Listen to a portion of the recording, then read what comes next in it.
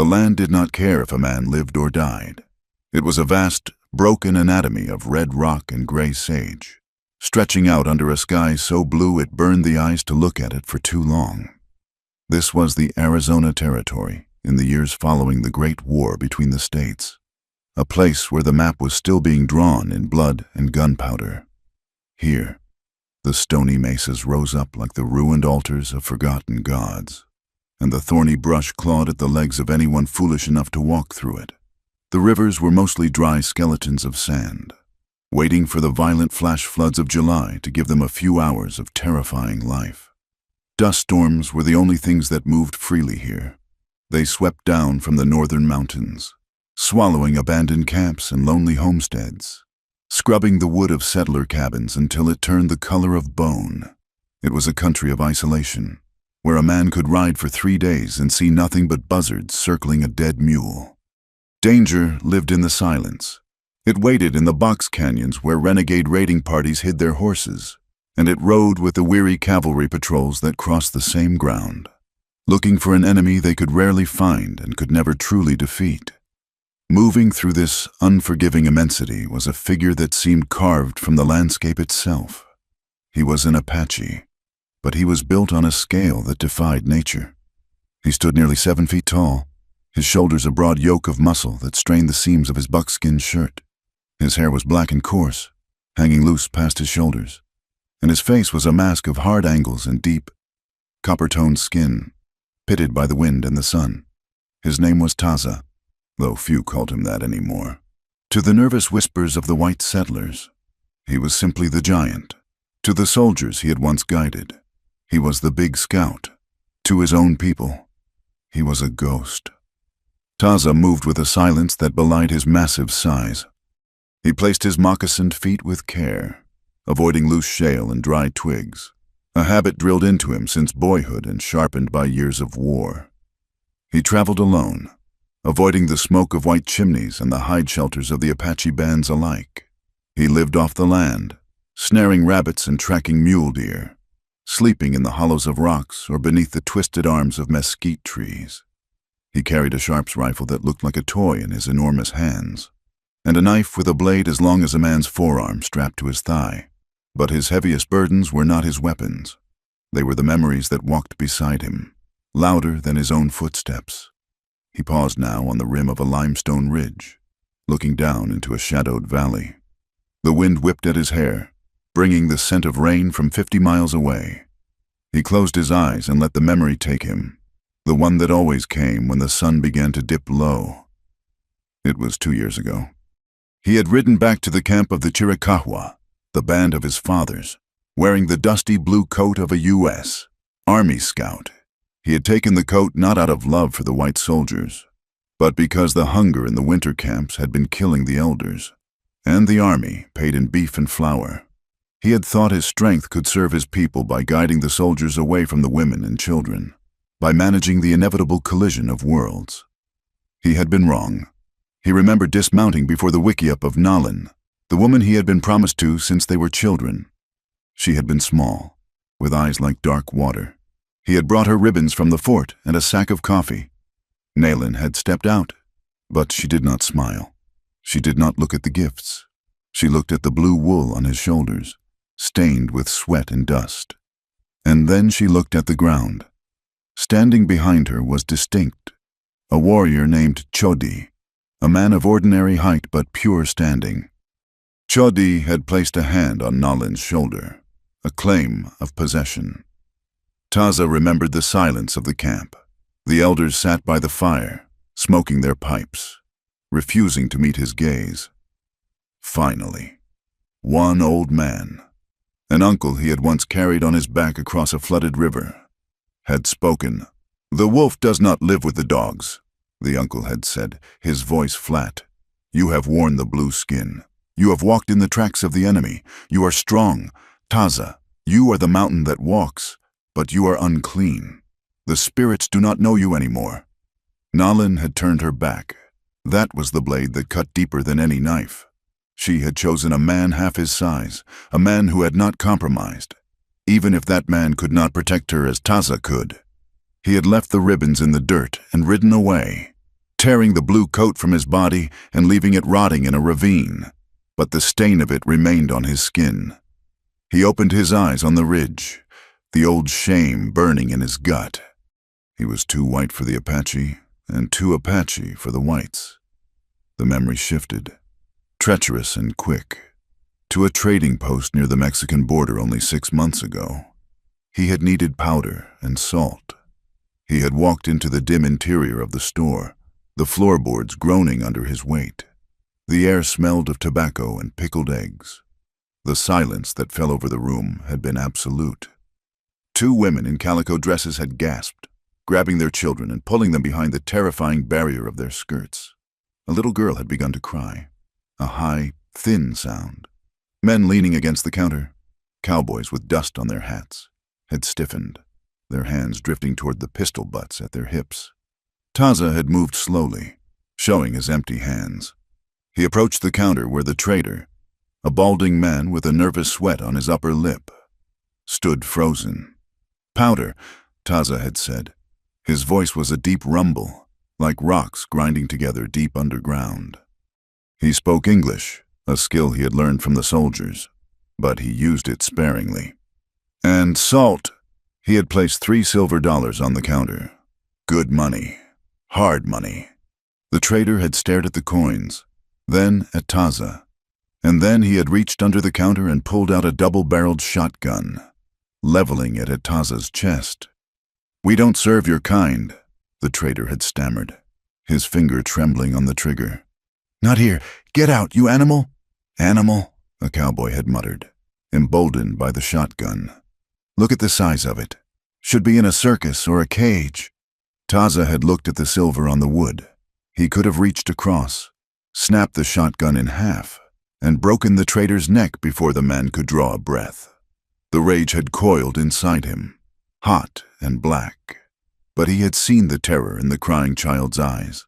He saw the monster they saw, so he had turned, leaving the silver where it lay, and walked out into the blinding sunlight, the door slamming behind him like a judgment. He was a man of 2 worlds, and welcome in neither. 10 miles to the south, in the rough mining town of Granite Wells, the sun was just as hot, but the air was thick with the smell of sulfur, unwashed bodies, and despair. Granite Wells was a scab on the side of a canyon, a collection of hasty wooden buildings that leaned against each other for support. It was a place where men came to dig silver out of the earth and drink their wages away in the dark saloons that lined the single muddy street. At the far edge of town, where the respectable businesses gave way to the dumping grounds, stood a 2-story building that had once been painted white but was now the color of dust. A hand-painted sign swung above the porch, creaking in the wind. Vance's rooming house. Clara Vance was on her knees on the front porch, scrubbing a stubborn stain of tobacco juice from the warped pine boards. She was a woman of perhaps 30 years, though the harsh western sun and the relentless labor had etched fine lines around her eyes and mouth, making her appear older. She was not a beauty in the way the saloon girls were, painted and bright. She was handsome in a sturdy, enduring way, with hair the color of dried wheat pulled back severely into a bun, and eyes that were a startling, clear gray. She dipped her brush into the bucket of lye water, her hands red and chapped. Her knuckles were swollen. She worked with a ferocity that suggested she was trying to scrub away more than just dirt. "Afternoon, Mrs. Vance," a voice drawled from the street. Clara didn't look up. She knew the voice. It was lush and heavy, belonging to Silas Thorne, the town banker's son, a man who thought his father's money bought him the right to stare. "Mr. Thorne," she said, keeping her eyes on the wood. "Awful hot for scrubbing," he said, leaning against the railing. His eyes traveled over the curve of her back, the stray wisp of hair escaping her bonnet. "You ought to hire a Chinaman for that. Or maybe you need a man around the house to handle the rough work." "I manage just fine," Clara said, her voice tight. "The inn is full." "Mr. Thorne, I have no rooms if that is what you are asking." He chuckled, a low, wet sound.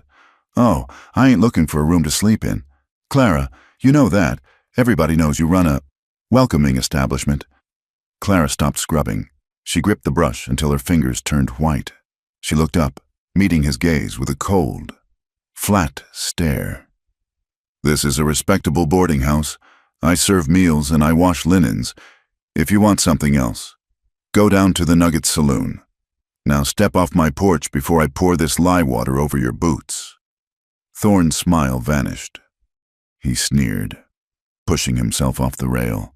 "Don't get high and mighty with me, Clara. We all know who pays for this place. We all know what you are." He turned and walked away, kicking up dust. Clara watched him go, her chest heaving. She didn't cry.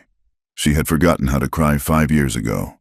Instead, she dipped the brush back into the water and scrubbed harder, until the wood fibers began to fray. The town of Granite Wells tolerated her, but they did not accept her.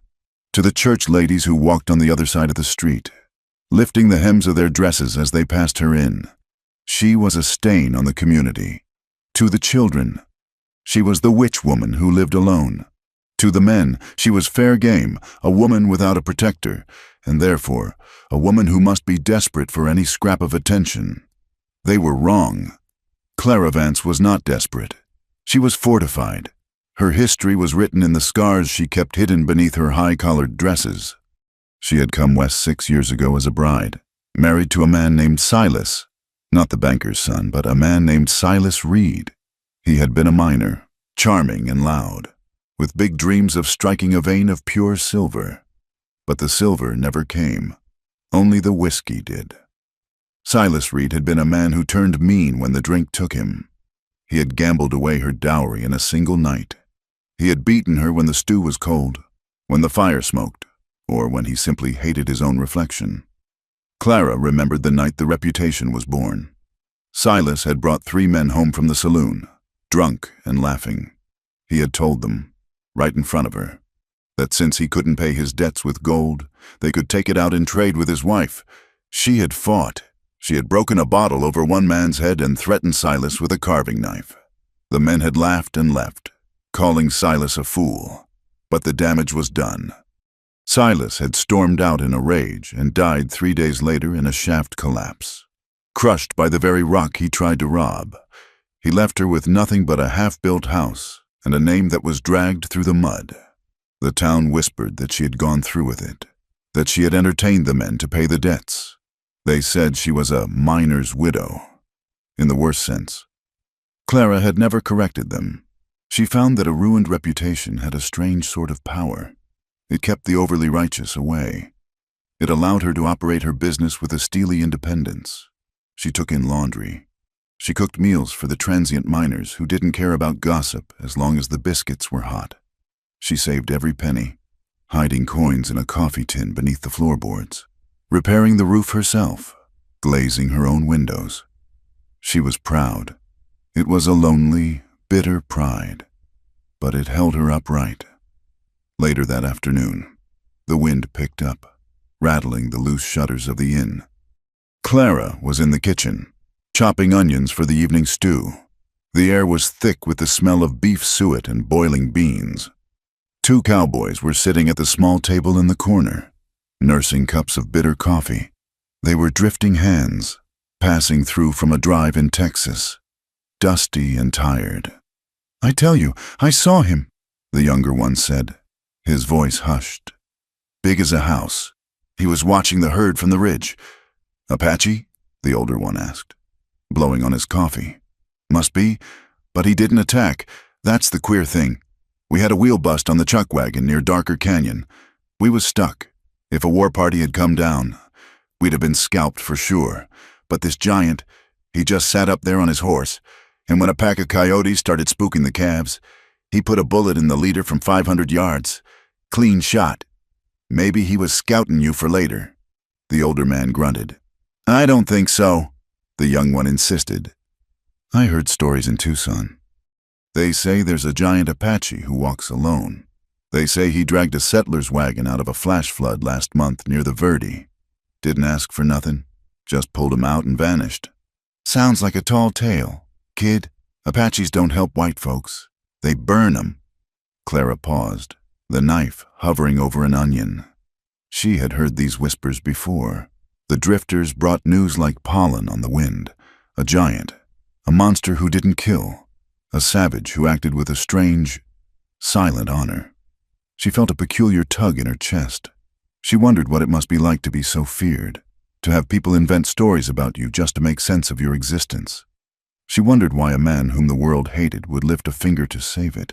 It sounded like a fool's errand. It sounded like something she would understand. "More coffee?" she asked, her voice cutting through their conversation. The men jumped slightly. "Yes, ma'am," the older one said, looking at the table. They were polite enough, but they never looked her in the eye. They knew who she was supposed to be.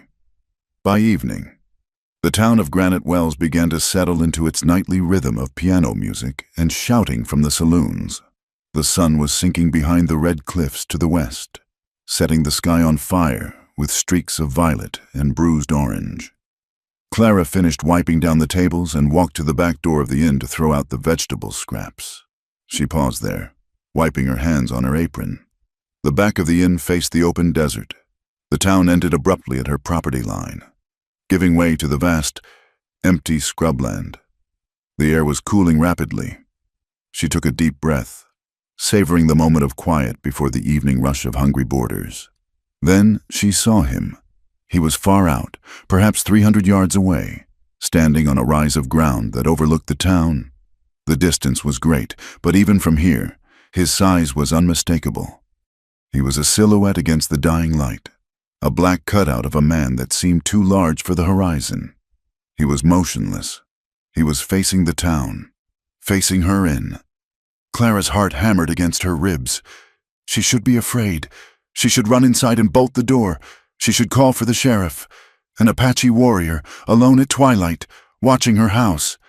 But she didn't move. She stood frozen in the doorway, the bowl of scraps heavy in her hands. Up on the rise, Taza watched the lights of the town flicker to life. He smelled the wood smoke. He smelled the faint, savory aroma of beef stew drifting on the wind.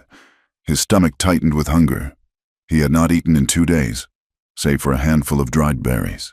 His eyes locked on the single figure standing in the doorway of the wooden building at the edge of town. He could not see her face, only the pale shape of her apron and the weary slump of her shoulders. He felt a pull so strong it almost made him take a step forward. It was not just the food. It was the devastating normality of it. A home, a woman in a doorway. A life that did not involve sleeping with a knife in his hand. He wanted, with a sudden, crushing desperation, to walk down that slope, to knock on the door, to ask, in his low, rumbling English, for a plate of food and a corner to sleep in where the wind didn't bite. But he knew what would happen. The screams, the guns, the hatred. He looked at the woman one last time. She seemed small, fragile, standing against the vast darkness gathering behind her. She was watching him. He knew. She was not running. "Go inside," he whispered to the wind, the words lost in the distance. "Go inside before the wolves come." He forced himself to turn away. It took every ounce of his will to break the connection. He turned his broad back to the inviting light of the inn, to the woman, to the promise of warmth. He adjusted the rifle on his shoulder and began to walk into the deepening shadow of the canyon, disappearing into the night that was his only true companion. Clara watched him vanish. She stood there for a long time, until the cold seeped into her bones. She didn't know why, but she felt a sudden, sharp sense of loss, as if she had just watched a part of herself walk away into the dark. She stepped back inside and locked the door. The morning broke not with light, but with a suffocating blanket of grit. Granite Wells had been overrun, not by an army, but by the chaotic commerce of a cattle drive moving north from the borderlands, colliding with a fresh influx of prospectors chasing rumors of a silver strike in the superstitions. The town was swollen, bursting at its rough-hewn seams. Men slept in the livery stables, in the haylofts, and curled like stray dogs under the boardwalks.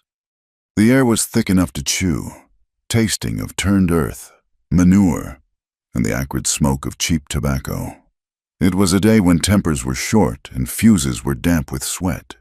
Inside Vance's rooming house, Clara Vance moved like a woman wading through deep water. The hallway was lined with bedrolls. Men snored in her parlor, their boots sticking out into the walking path, muddy and scarred. She stepped over a sleeping cowboy who smelled of sage and old whiskey, balancing a tray of biscuits and coffee in her red, chapped hands.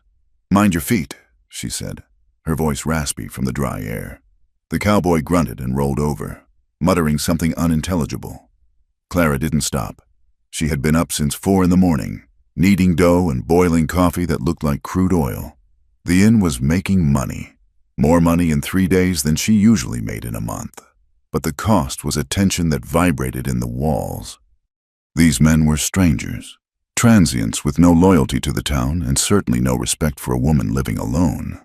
They paid their coins, but their eyes followed her with a mixture of speculation and hunger that made her skin crawl beneath her high-colored dress. Outside, the street was a river of noise. Drovers shouted at wayward steers. Wagons creaked and groaned under heavy loads. And the piano in the Nugget Saloon was already clanking out a tinny, desperate tune. On the southern edge of this chaos, a small caravan arrived. It was a group of traders, a mix of Mexican and Apache blood, men who lived in the gray spaces between nations. They led pack mules laden with cured hides and rough-broke horses. Walking at the rear of this group, keeping to the shadows of the mesquite brush, was Taza. He did not want to be here. The town smelled of confinement. It smelled of the anger of white men, but Miguel, the leader of the traders, had insisted. They were carrying silver, and the roads were thick with bandits. They needed the giant's eyes and his terrifying presence to ensure the trade went smoothly. "Stay by the horses," Miguel had told him in Spanish, handing him a strip of dried meat. "Watch the horizon. Do not go into the street unless the world ends." Taza had nodded. He stood near the corral at the edge of town. Leaning against a fence post that creaked under his weight, he pulled his hat low, shadowing his face. Even so, he drew stares. A passing group of miners stopped, pointing and whispering, their hands hovering near their belts. Taza ignored them. He was a stone. He was a tree. He was not there. But the sky had other plans. By mid-morning, the strange yellow light that had been hanging over the mountains suddenly turned a bruised purple. The wind died completely. A terrifying silence that made the horses flatten their ears. Then, the horizon simply disappeared. A wall of dust, 1,000 feet high and boiling like smoke, swept down from the north. It hit Granite Wells with the force of a physical blow. The sun vanished. Day turned to a choking, brown twilight. Sand blasted the paint-off buildings and stung exposed skin like buckshot. Men shouted, running for cover, diving into saloons and stores. The cattle in the street panicked, bellowing and stampeding blindly. "Taza!" Miguel's voice was thin in the roaring wind. The trader stumbled out of the gloom, wrapping a scarf around his face. "The animals are spooked. We must get inside. The horses will break their legs if we leave them in the open. But we cannot stay out here." They managed to drive the mules into a lean-to behind the blacksmiths. But there was no shelter for the men.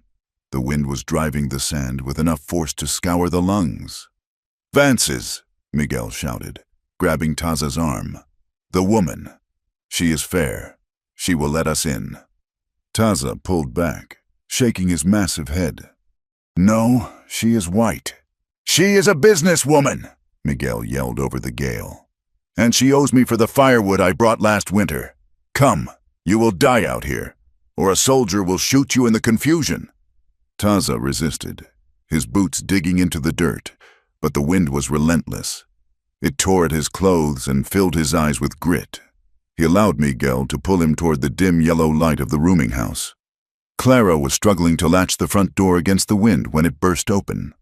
Miguel stumbled in, followed by 2 other traders, and finally, blocking out the storm like a mountain moving indoors, Taza entered. The door slammed shut. The sudden silence of the room was heavier than the noise outside. Every head in the parlor turned. The miners who had been playing cards froze. The cowboys eating at the long table stopped chewing. Taza stood near the door, water dripping from his hat, though it had not rained. Just the sweat of the storm. He filled the space. The ceiling seemed suddenly lower. He kept his head down, his shoulders hunched slightly as if trying to shrink inside himself. But there was no hiding a man of his size. "Miguel," Clara said, her chest heaving from the exertion of the door. She looked at the traders, then her eyes traveled up and up, to the giant behind them. She recognized him, the silhouette from the ridge, the ghost who had watched her. "Senora Vance," Miguel said, unwinding his scarf. He looked nervous, his eyes darting to the hostile men in the room. "The storm, it is bad. We have nowhere. I can pay. Silver. We don't want no engines in here." A voice cut through the room. It was a miner, a man with a beard like steel wool and eyes hard with gin. He stood up, his chair scraping loudly on the floorboards. "Get that animal out." "He is with me," Miguel said, stepping in front of Taza, though he looked like a child protecting a bear. "He guards my wagons." "I don't care if he guards the gates of hell," the miner spat. "He's an Apache. They burn folks. They scalp women." He looked at Clara. "You ain't gonna let that thing stand in your parlor. Are you, Clara, with decent white folk?" Clara looked at the miner, then at Taza. The giant had not moved. He did not look at the miner. He looked at the floor, his face impassive, but his hands were clenched at his sides. He was waiting for the rejection. He expected it. It was the only language the world spoke to him. Clara felt a flare of anger. It was not purely for the injustice, but for the assumption that these men could tell her who stood under her roof. This was her house, her sanctuary. "This is a place of business. Mr. Henderson," Clara said, her voice cutting through the tension. "And outside is a storm that would skin a man alive. I will not turn a dog out into that, let alone a man." "He ain't a man," Henderson growled, his hand dropping to the Colt Navy tucked in his belt. "He's a savage. He is a paying guest." Clara lied smoothly. She looked at Miguel. "I have no beds. You know that. The halls are full." "The floor is fine," Miguel said quickly. "Any corner." Clara hesitated. She could feel the violence coiling in the room. If she pushed too hard, Henderson and his friends would draw. If she sent Taza out, he might freeze or be shot by the nervous perimeter guards. "The kitchen," she said firmly. "He can sleep on a pallet in the kitchen. Out of the way. You boys take the corner by the stairs." Henderson looked like he wanted to argue, but another miner pulled his sleeve. "Let it be. Jack, look at the size of him. You want to start a war in a storm?" Henderson spat on the floorboards, missing Taza's boot by an inch. "I catch him near my gear. I'll put a hole in him big enough to see daylight through." Taza did not flinch. He did not speak. He waited for Clara's signal. "This way," she said, gesturing toward the back of the house. He followed her. As he passed the table, men pulled their plates away, as if his shadow might taint their food. Taza moved with that strange, quiet grace she had sensed before, making no sound despite his bulk. In the kitchen, the air was warm and smelled of yeast and stew. It was a small space, cluttered with sacks of flour and drying herbs. Clara pointed to a pile of burlap sacks in the corner near the stove. "It is not much," she said, "but it is warm." Taza looked at the corner, then at her. For the first time, he raised his eyes. They were dark, endless, and filled with a profound, weary shock. He had expected the gun. He had expected the door. "It is good," he said. His voice was a low rumble that vibrated in the floorboards. "Thank you," Clara nodded, feeling a sudden flush of heat in her cheeks that had nothing to do with the stove. She turned back to the pot of stew bubbling on the iron range. "You're hungry." It wasn't a question. She ladled a massive portion of beef and beans onto a tin plate and cut a thick slice of cornbread. She set it on the small work table. "Eat." Taza stood still. He looked through the open doorway into the parlor, where the other men were now eating, tearing at their bread and slurping their coffee. "I will wait," he said softly. Clara paused, wiping her hands on her apron. "Wait for what?" "For them to finish," Taza said. "If I eat now, they will be angry. They will think I take their share. I will wait." Clara stared at him. Here was a man who could snap Mr. Henderson's spine with one hand, a man who terrified the entire territory, standing in her kitchen and refusing to eat until the white men were full, just to keep the peace for her sake. It was a humility that broke her heart. "You will eat now," Clara said, her voice fierce. "This is my kitchen. I decide who eats." She pushed the plate toward him. Taza looked at the food, the steam rising from the beef. He looked at Clara's hand resting on the table, small and scarred from work. He stepped forward slowly, like a wild animal approaching a trap that might also be a gift. He sat on a low stool that groaned under him. He took the spoon. He ate with a precision that surprised her. He did not shovel the food like the miners. He ate slowly, savoring every bite, wiping the plate clean with the bread. When he was finished, he stood up and carried the plate to the wash basin. "I will sleep now," he said. He moved to the corner, arranged the burlap sacks with a few efficient movements, and lay down. He turned his face to the wall, curling his massive frame into a ball, making himself as small as possible. Clara watched him for a long moment. She felt a strange urge to cover him with a blanket, as she would a child. But she quelled it. She went back to the parlor, her heart beating a strange, unsteady rhythm. Night fell, but the storm did not break. The wind howled around the eaves like a banshee, rattling the glass in the window frames. The inn settled into a tense, murmuring quiet, but the danger was far from over. In the Nugget Saloon down the street, the atmosphere was poisonous. The storm had trapped men with their liquor and their grievances. Among them was Captain Hatcher. Hatcher was a man who had left the army but never left the war. He wore a faded cavalry coat with the insignia ripped off, and he carried a bitterness that had turned his soul to vinegar. He had served in the Apache campaigns, tracking Taza's people through the Dragoon Mountains. He knew Taza. He remembered the scout. "I tell you, it's him," Hatcher shouted, slamming his glass onto the bar. "The big scout, the traitor. I saw him walk into Vance's place. He's just an Injun." "Hatcher," the bartender said nervously. "Leave it be. He ain't just an Injun," Hatcher snarled. "He's a killer. He led us into an ambush in '74. Watched 3 of my boys die with arrows in their guts and didn't lift a damn finger. And now he's sleeping on clean sheets?" Hatcher turned to the room, his eyes wild. "And that woman, that Vance woman, we always knew she was loose. We knew she had no morals, but bedding down with an Apache, bringing a savage into a white town." The crowd rumbled.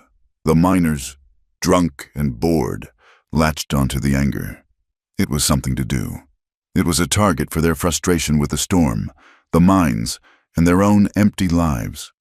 "She's shaming us," a voice cried out. "She's shaming every white woman in the territory. We ought to teach them a lesson," Hatcher said, his voice dropping to a dangerous purr. "We ought to go over there and drag that buck out, hang him high. And as for her, maybe we remind her who she belongs to. Remind her she can't just open her legs for anything that walks out of the desert." A cheer went up, ugly, sharp. Inside the inn, Clara heard them coming before she saw them. The wind carried the sound of their shouting, a discordant roar that rose above the gale. She was in the kitchen, banking the fire in the stove. Taza was asleep, or seemed to be, his breathing slow and deep. The front door of the inn shook under a heavy blow. "Open up, Clara!" Hatcher's voice boomed. "We know you got him in there." Clara froze. The blood drained from her face. She knew that tone. She had heard it in her husband's voice before the first blow landed. It was the sound of men who had given themselves permission to be monsters. "Open up, or we break it down." The guests in the parlor were waking up, scrambling out of their bedrolls, confused and frightened. "What's going on?" someone shouted. "They want the Indian," another answered. "Best let them have him. Mrs. Don't want no trouble." Clara looked at the front door, the wood bowing under the assault. Then she looked at Taza.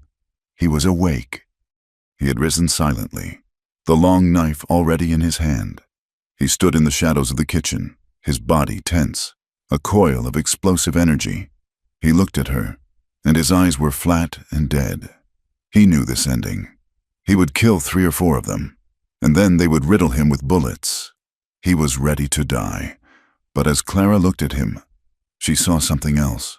She saw the man who had waited to eat. She saw the man who had tried to walk away on the ridge to spare her this very moment.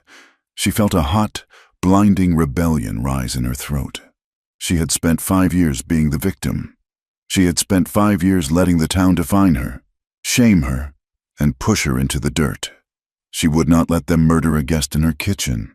She would not let them drag her out and use her as a lesson. "No," she whispered. She moved. She didn't go to the front door. She went to Taza. "Put the knife away," she hissed.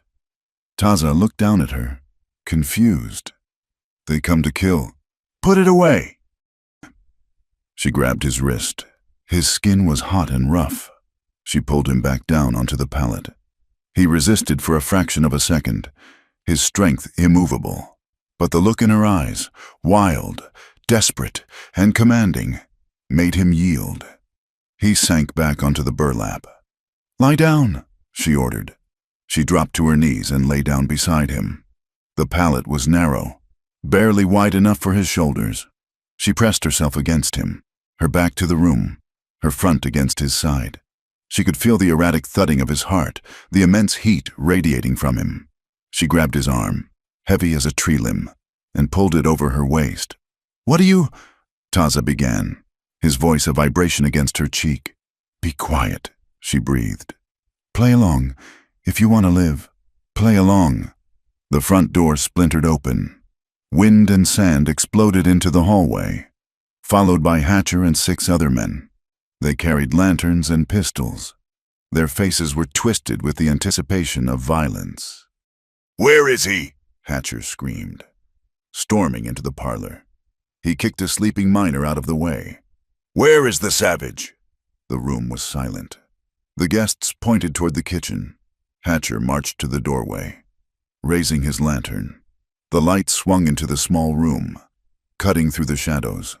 "There you are, you son of a—" Hatcher stopped. The men behind him piled up, peering over his shoulders. The air went out of the room. They saw the pallet. They saw the giant Apache lying there. And they saw Clara Vance, the respectable innkeeper, curled against him, her head resting on his shoulder, her hand clutching his buckskin shirt. It was an image so intimate, so shockingly domestic, that it short-circuited their rage. It was one thing to drag a hiding fugitive out of a pantry. It was another thing entirely to pull a man out of a woman's bed. Clara raised her head. She didn't look terrified. She looked annoyed. She smoothed her hair and glared at Hatcher with a gaze that could have frozen whiskey. "Is there a reason you are breaking down my door, Captain Hatcher?" she asked. Her voice shook, but she forced it to be loud, to carry to every ear in the house. "Or do you make a habit of watching married folks sleep?" "Married?" Hatcher spluttered, lowering his gun slightly. He's an Apache. Clara! He's a monster. He is my man," Clara said.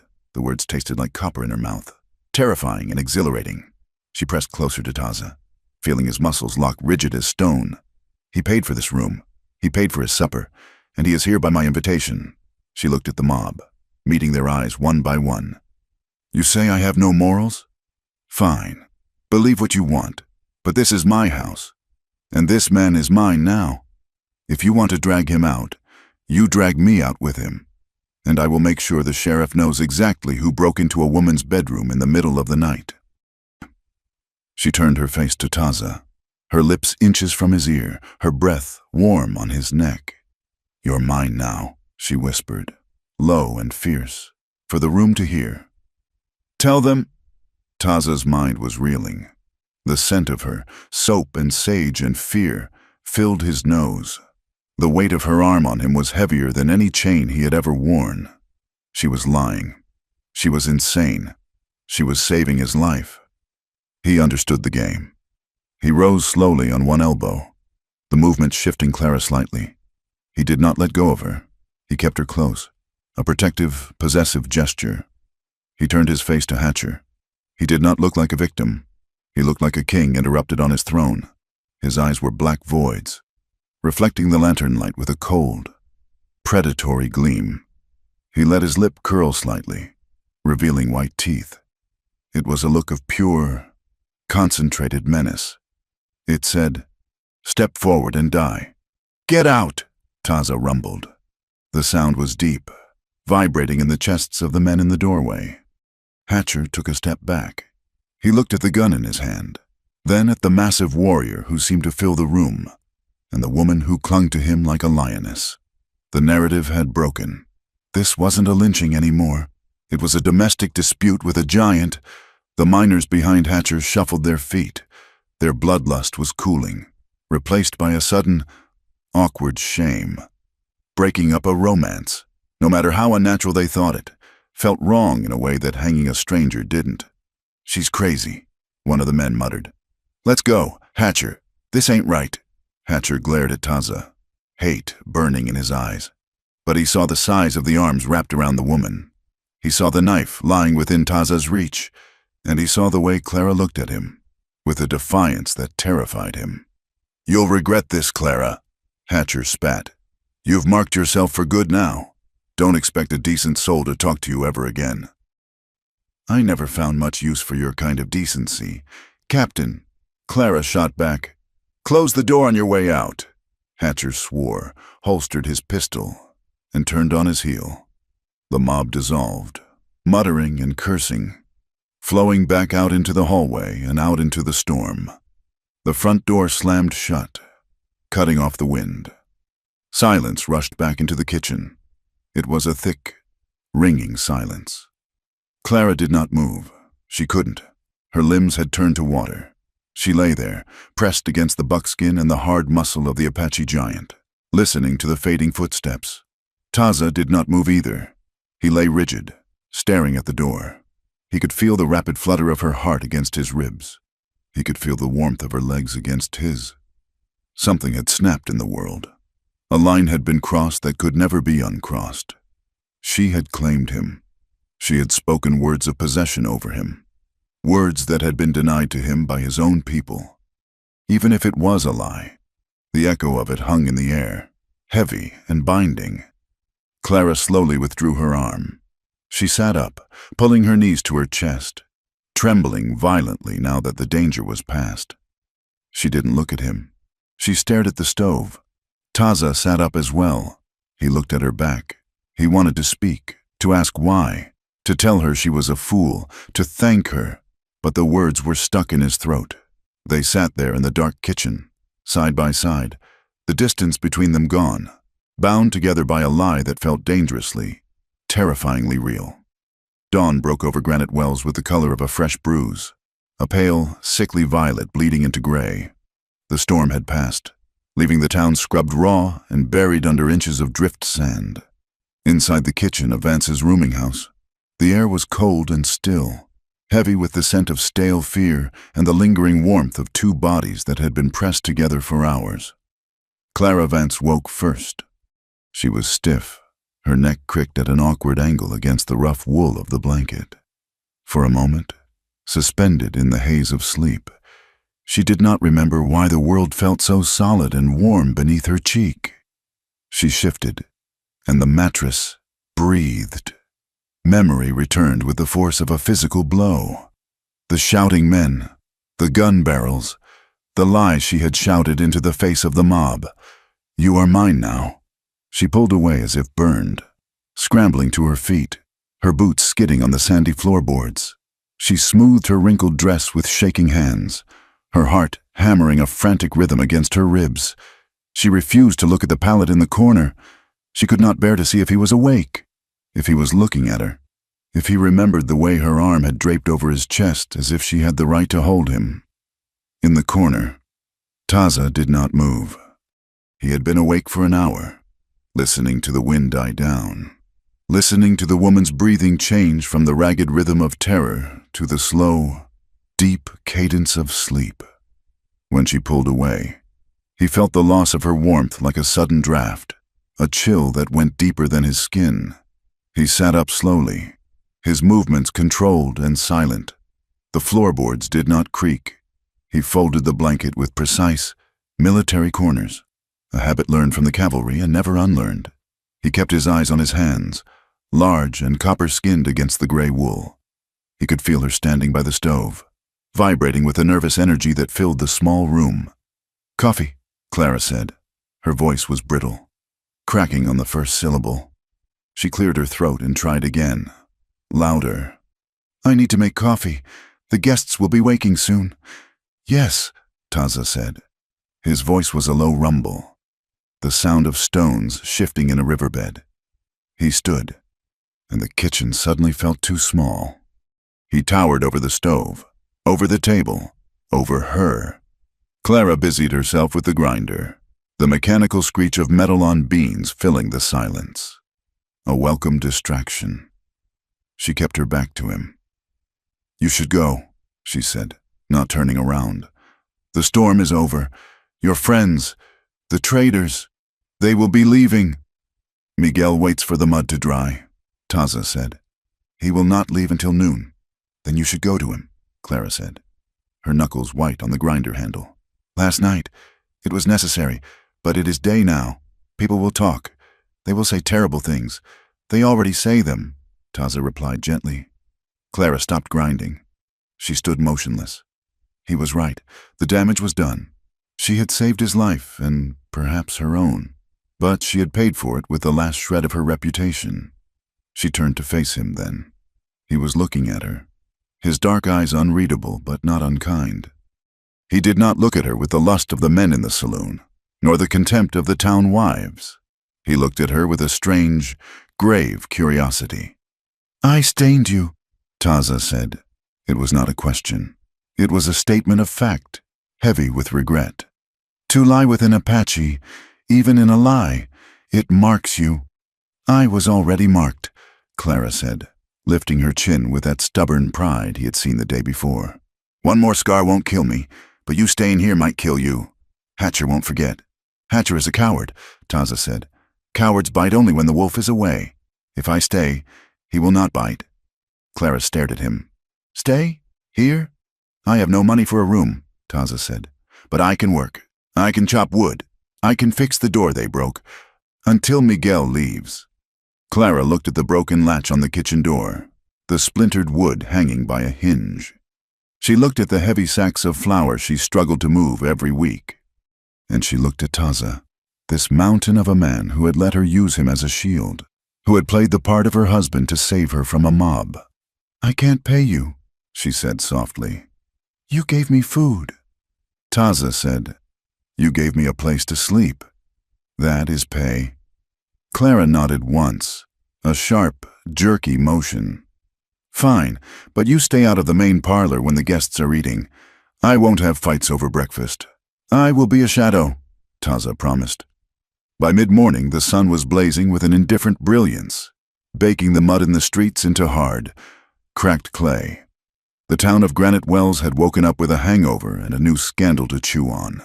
The story of the previous night had spread with the speed of a prairie fire. The scene in the kitchen had been retold and embellished until it became a grotesque legend. They said Clara Vance had been bewitched. They said the Apache giant had used dark medicine to cloud her mind. Others, the more vicious ones, laughed and said it was no magic at all, just the natural desperation of a woman who had fallen so low she would take a savage into her bed because no white man would keep her.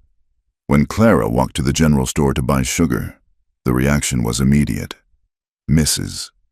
Higgins, the banker's wife, was coming out of the door. She saw Clara and physically recoiled, gathering her skirts and stepping into the mud of the street to avoid passing her on the boardwalk. She didn't just look away. She stared with a mixture of horror and fascination, as if Clara had grown a second head. "Shameless, Mrs." Higgins whispered loudly to her companion. "Absolutely shameless, to think we let her live among decent Christian folk." Clara kept her head high, her face a mask of stone. She walked into the store. The clerk, a young man named Timothy, who usually smiled at her, turned his back and busied himself arranging tins of peaches. 3 pounds of sugar, Timothy," Clara said to his back. He turned slowly. He didn't smile. He threw a sack on the counter with a heavy thud.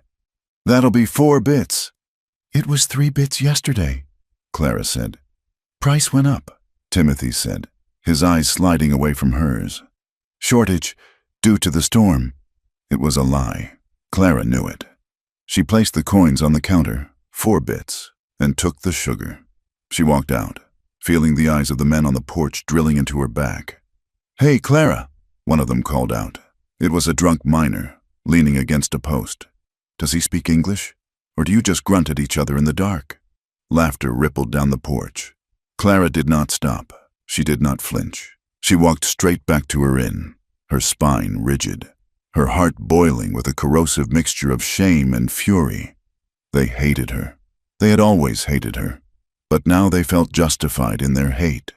She had confirmed every whisper, every rumor. When she entered the backyard of the inn, she stopped. Taza was there. He had found a sledgehammer and was fixing the fence that the storm had knocked down. He held a fence post that would have taken 2 men to lift, driving it into the earth with a single, fluid motion of his shoulders. He was stripped to his waist, his skin gleaming with sweat, mapped with the white lines of old scars. He paused when he saw her. He saw the tightness around her mouth, the sheen of unshed tears in her gray eyes. He knew. He didn't say anything. He simply nodded to her, a small gesture of acknowledgement, and went back to work. The rhythmic thud, thud, thud of the hammer against the wood felt like a heartbeat, steady and reassuring. Clara went inside and leaned against the closed door. Closing her eyes, the inn felt different. Usually, the emptiness of the house during the day was a hollow, lonely thing. Now, she could hear the work going on outside. She could feel the presence of him. It wasn't just that he was big. It was that he was there, for the first time in 5 years. She wasn't the only one holding the walls up. Over the next 3 days, a strange, silent routine formed between them.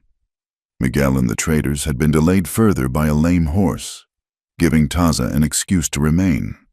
He worked from dawn until dusk. He fixed the kitchen door so that it was stronger than it had been when the house was new. He chopped a mountain of firewood, stacking it with geometric precision. He carried the heavy barrels of water from the pump without spilling a drop, a task that usually left Clara's back aching for hours. And at night, he stood in the yard. He didn't make a show of it. He simply leaned against the corner of the porch, wrapped in his blanket, smoking a small pipe. He was a statue in the darkness. The effect on the clientele was miraculous. The rowdy miners who usually banged on the tables and grabbed at Clara's apron strings became quiet and polite. They had seen the giant. They knew he was watching. The Nugget Saloon might be full of bluster, but no man wanted to be the one to test the Apache warrior alone in the dark. Clara found herself sleeping deeply for the first time in years. The constant, low-level hum of fear, the fear of drunk men, of break-ins, of violence, had been silenced by the shadow in the yard. But with the safety came a confusion that she couldn't scrub away. She found herself watching him. She watched his hands, so large and scarred, yet so careful when he mended a broken chair leg. She watched the way he moved, with a predator's grace that made the wooden floorboards seem to respect him. On the 3rd evening, the kitchen was quiet. The guests had eaten and retired to the parlor or the saloons. Clara was drying dishes. Taza sat at the small table, mending a tear in his moccasin with a bone needle. "The town," Clara said, breaking the silence. "They say you are a monster, a killer." Taza didn't look up from his sewing. "I have killed. Does that make me a monster?" "Depends on why you killed," Clara said. Taza pulled the thread tight. "I killed for my people, to keep the soldiers from the winter camps. Then I killed for the soldiers, to keep my people from the reservations. I killed to live. In the end, I killed for nothing. Both sides call me enemy." He looked up then. The lamplight cast deep shadows in the hollows of his face. "And you?" he asked. "They say you are a bad woman, that you have no honor." Clara wiped a plate aggressively, almost chipping the rim. "My husband, Silas, He was a bad man. He liked to use his fists. He liked to gamble. He told people lies about me to cover his own debts. When he died, the lies stayed." She paused, her hand trembling. She had never told this to anyone. Not the whole truth. "I lost a baby," she whispered. 3 months along. Silas came home drunk. He threw me against the stove. She touched her side, an unconscious gesture to an old pain. After that, I decided I would never belong to a man again. I would be my own master. If they want to call me a whore because I survived without a husband, let them." Taza looked at her. He saw the steel in her spine, but he also saw the cracks in the iron. He saw a warrior who had fought a war alone, without weapons, surrounded by enemies. "You are strong," Taza said. "Stronger than Nalin." "Nalin? The woman I was to marry," Taza said. He looked at the window, at the darkness pressing against the glass. She saw my scars. She saw the blue coat of the army. She saw shame. She chose a man who was pure, a man who had never walked in the white man's world. She wanted safety. "There is no safety," Clara said bitterly. "Not for people like us." "No," Taza agreed. "There is only enduring." He stood up to put the needle away. In the small kitchen, he had to squeeze past her to reach the shelf. The space was too narrow. As he passed, his arm brushed against hers. It was a light touch, barely a graze, but it sent a shock through Clara that made her gasp. It wasn't static electricity, it was heat. It was the sudden, overwhelming awareness of his body, the solid reality of him. They froze. Taza stopped, half turned toward her. He was so close she could smell the wood smoke in his hair and the scent of rain on his skin. She looked up, and he looked down. For a heartbeat, the air in the kitchen vanished. The gap between them, bridged by that accidental touch, felt charged with a terrifying potential. Clara felt a flush rise from her neck to her cheeks. She remembered the weight of him on the pallet. She remembered the sound of his heart. She realized, with a jolt of panic, that she wanted him to touch her again. She wanted him to wrap those massive arms around her and block out the world. She, who had sworn off men, who associated a man's touch with pain, was trembling with a sudden, sharp hunger. Taza saw it. He saw her pupils dilate. He heard the catch in her breath. He felt the same pull, a deep, tidal drag in his blood. He wanted to reach out. He wanted to smooth the worry from her forehead. But he stepped back. He was the monster. She was the white woman. To touch her in truth would be to sign her death warrant. "I will check the horses," he said, his voice rough. He turned and walked out the back door, disappearing into the night. Clara stood by the sink, gripping the edge of the basin, trying to remember how to breathe. The fourth night brought the wind again. It was late autumn, the season when the high desert turned violent. The gale came down from the peaks, screaming like a wounded thing. It battered the rooming house, rattling the shutters and making the timbers groan. Clara was asleep in a room on the second floor. It was a small room, sparse and clean, the only place that was truly hers. But tonight, it was not a sanctuary. She was dreaming. In the dream, the wind was the sound of Silas's voice, roaring at her. She was back in the cabin they had shared, the air smelling of whiskey and stale sweat. Silas was coming for her, his fist raised, his face twisted into a mask of pure hate. "You're nothing," he screamed. "You're mine to break." She tried to run, but the floor turned to mud. She tried to scream, but her mouth filled with dust. He was closer, closer, the blow descending. Clara woke with a cry, sitting bolt upright in bed. The room was dark, lit only by the flashes of lightning that illuminated the cracks in the wall. The house was shaking in the wind. She was sweating, her nightgown clinging to her skin. Her heart racing so fast it hurt. She couldn't stay here. The room felt like a coffin. The memory of Silas was too real, summoned by the violence of the storm. She grabbed her shawl and wrapped it around her shoulders. She opened her door and stepped into the hallway. The inn was dark and full of the sounds of sleeping men, snores, coughs, the creak of bed springs. But she didn't feel safe among them. They were just men. They were the same kind of men as Silas. She went downstairs. Her feet knew the way in the dark. She moved through the parlor, stepping over the shadows of the furniture, drawn by a need she didn't want to name. She pushed open the kitchen door. It was warmer here. The stove still held the heat of the day's cooking. In the corner, the dark shape of the giant was a mound on the floor. Taza was awake. He had heard her footsteps on the stairs. He had heard the difference in her gait, the lightness of her bare feet, the hesitation. He sat up as she entered. A flash of lightning lit the room, and he saw her.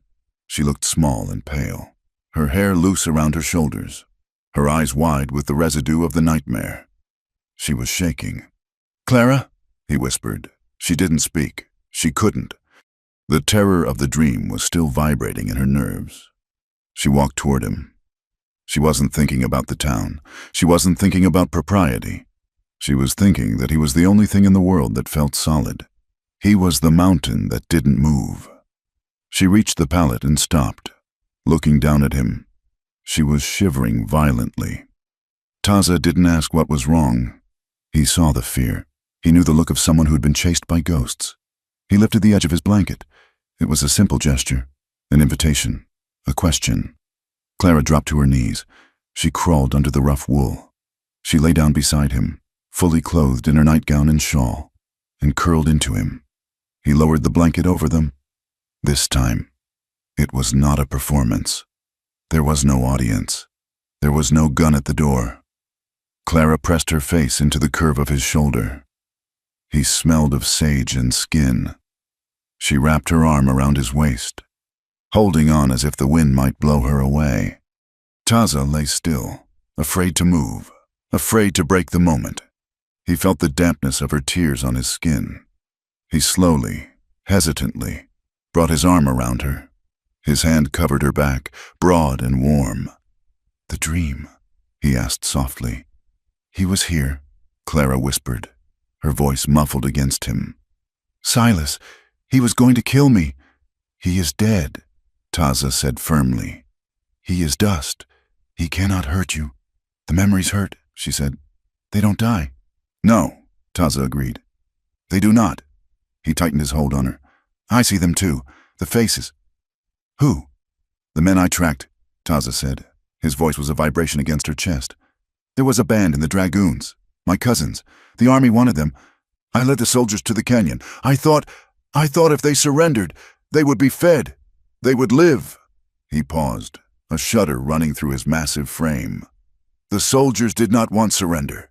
They wanted blood. They killed them all. Women, children." "I stood there in my blue coat and watched the smoke rise.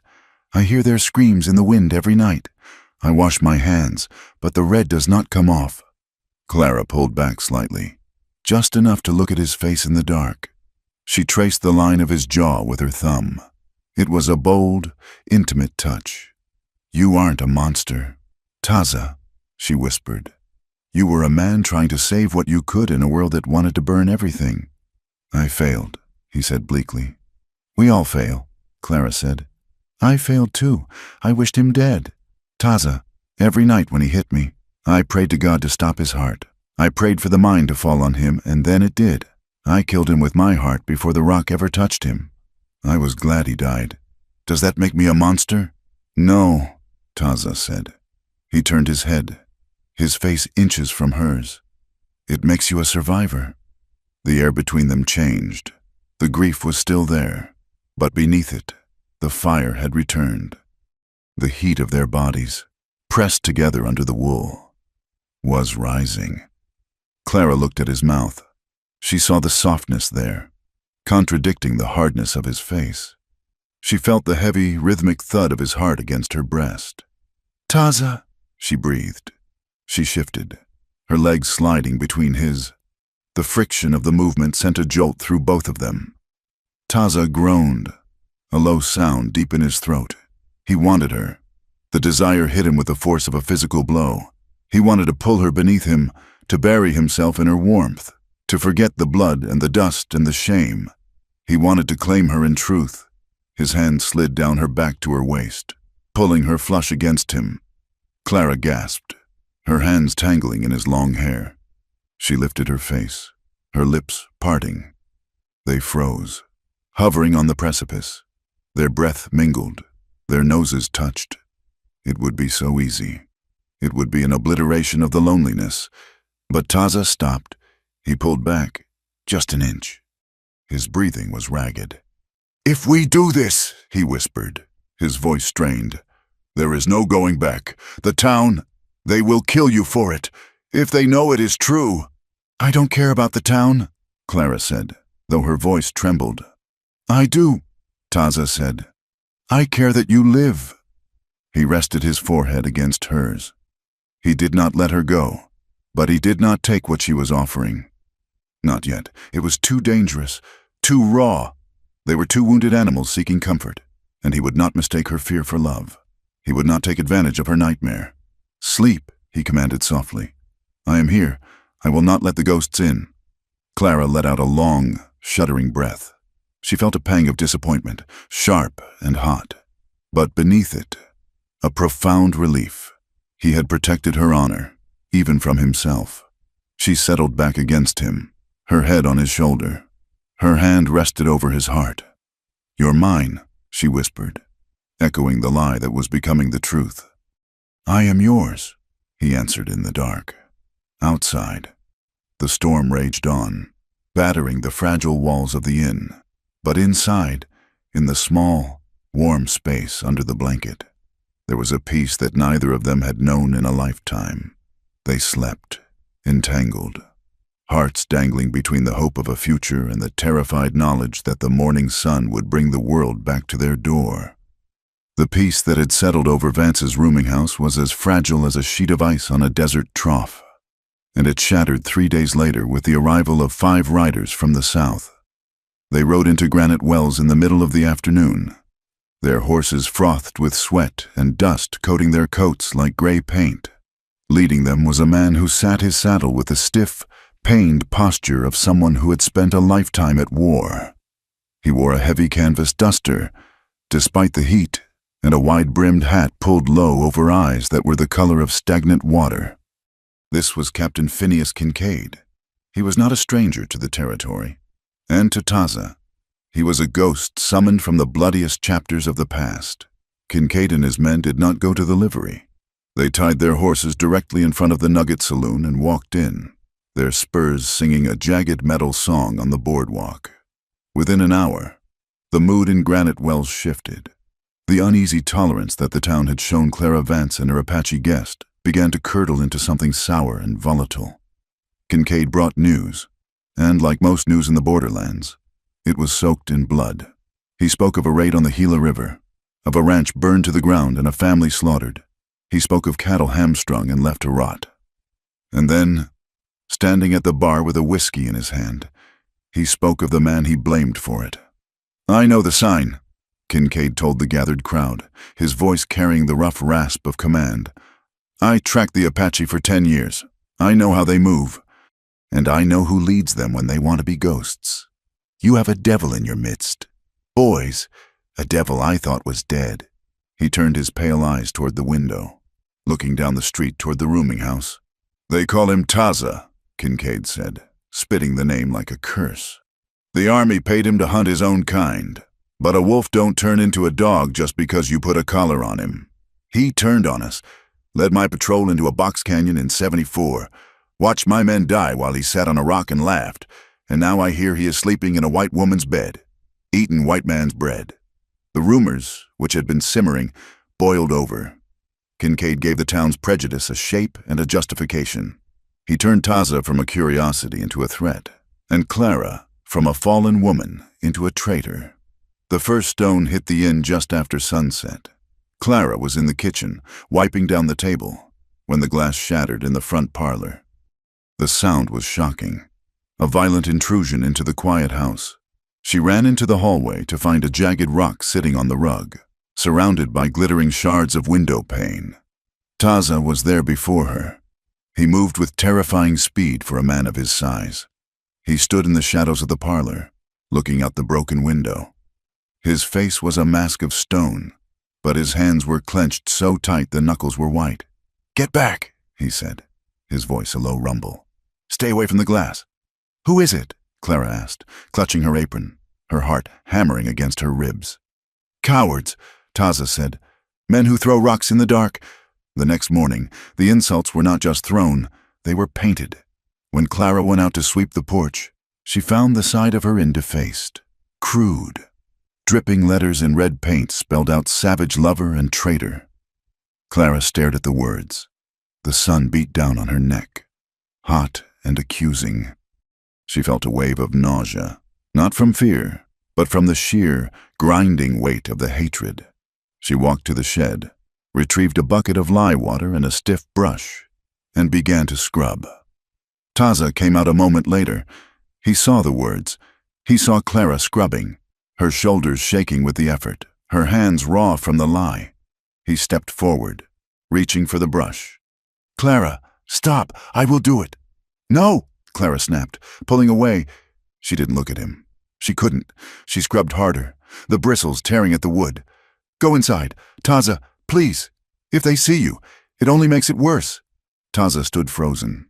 He watched her fight the red paint, knowing that the stain was not on the wood, but on her life. And he had put it there. The guilt rose in him, black and choking. He had thought he could protect her by staying, by being the wall between her and the world. But he realized now that he was not the wall. He was the target, and she was standing in the line of fire. "I bring this?" he said softly. "They bring this," Clara hissed, dipping the brush again. "Small men with small minds." "Kincaid is not small," Taza said. "He is poison. He will not stop until there is blood." The escalation came 2 days later, on a Tuesday afternoon when the heat lay over the town like a heavy wool blanket. Clara needed flour. The inn was empty of guests. The fear of Kincaid and his men had driven away even the most desperate boarders. Her livelihood was drying up as surely as the creek beds in August. "I'm going to the store," Clara announced, tying her bonnet strings with trembling fingers. "I will come," Taza said from the kitchen doorway. "No," Clara said. "You stay here. Kincaid is at the saloon," Taza said. "His men watch the street. I will not let you walk alone." "If you come, there will be a fight," Clara argued, though her voice lacked conviction. She was terrified to walk that street alone, to feel the eyes of the town stripping her bare. "There is already a fight," Taza said. "We are just waiting for the bell." He picked up his hat and opened the door. They walked down the center of the street. It was a gauntlet. The town of Granite Wells seemed to hold its breath. Men stopped their work to watch. Women pulled their children inside. Taza walked half a step behind Clara, his massive shadow stretching over her, his eyes scanning the rooftops and alleyways. He carried no rifle, only the knife at his belt, but his presence was a weapon in itself.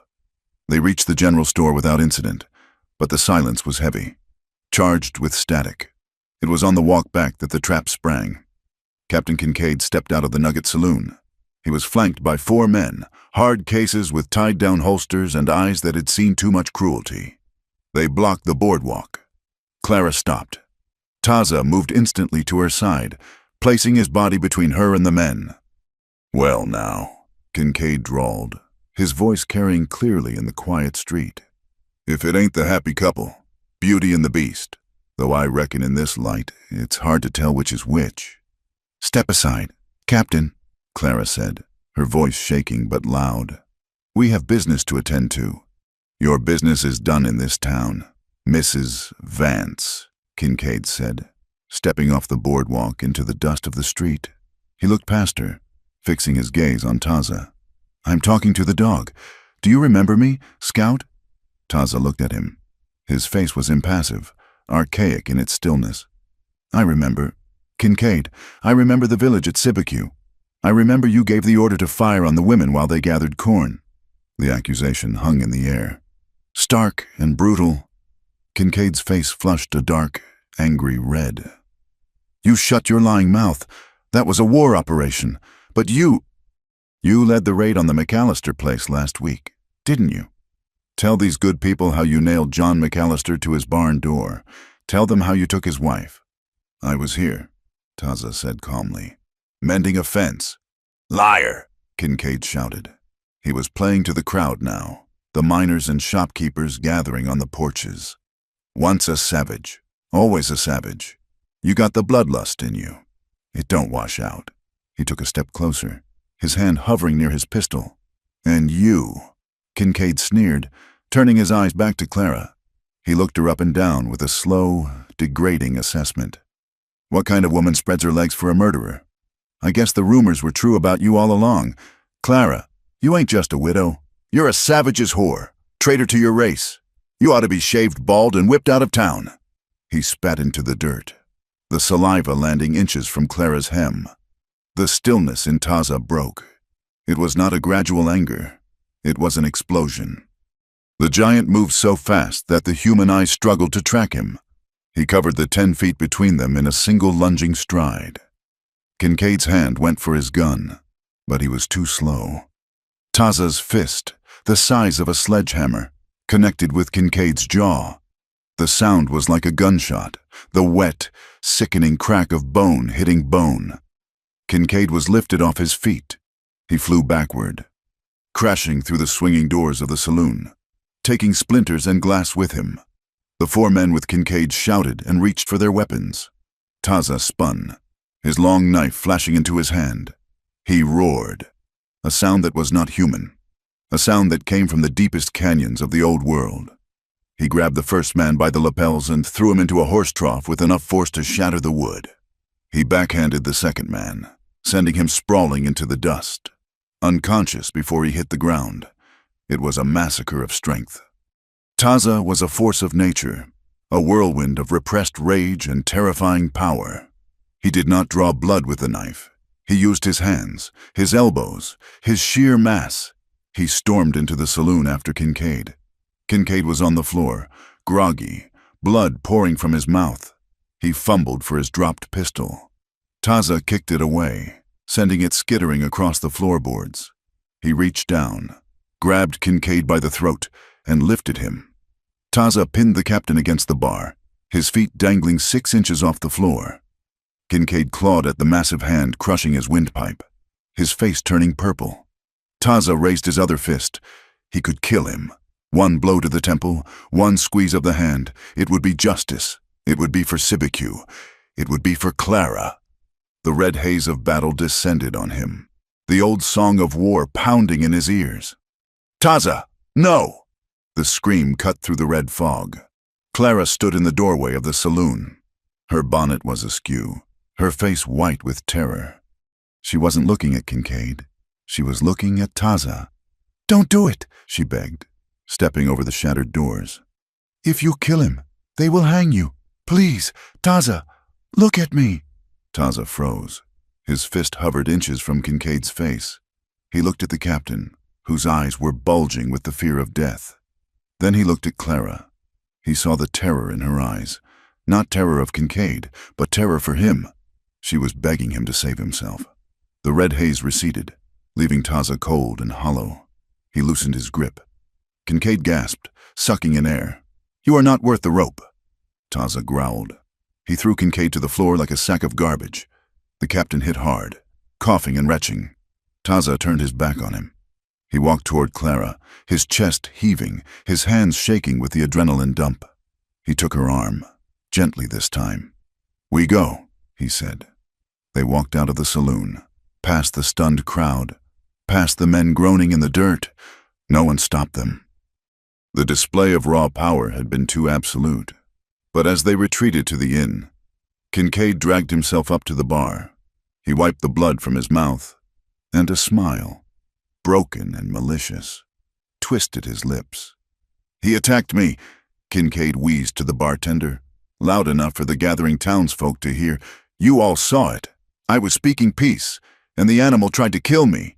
He's rabid, and he's got to be put down. The retribution was swift. It did not come with guns at first, but with the law, twisted to serve the mob. An hour before sunset, the sheriff arrived at Vance's rooming house. Sheriff Miller was a weary man who preferred to look the other way, but Kincaid had forced his hand. He stood on the porch, hat in hand, refusing to look Clara in the eye. I got a complaint. Clara, Miller mumbled. Attempted murder? Assault?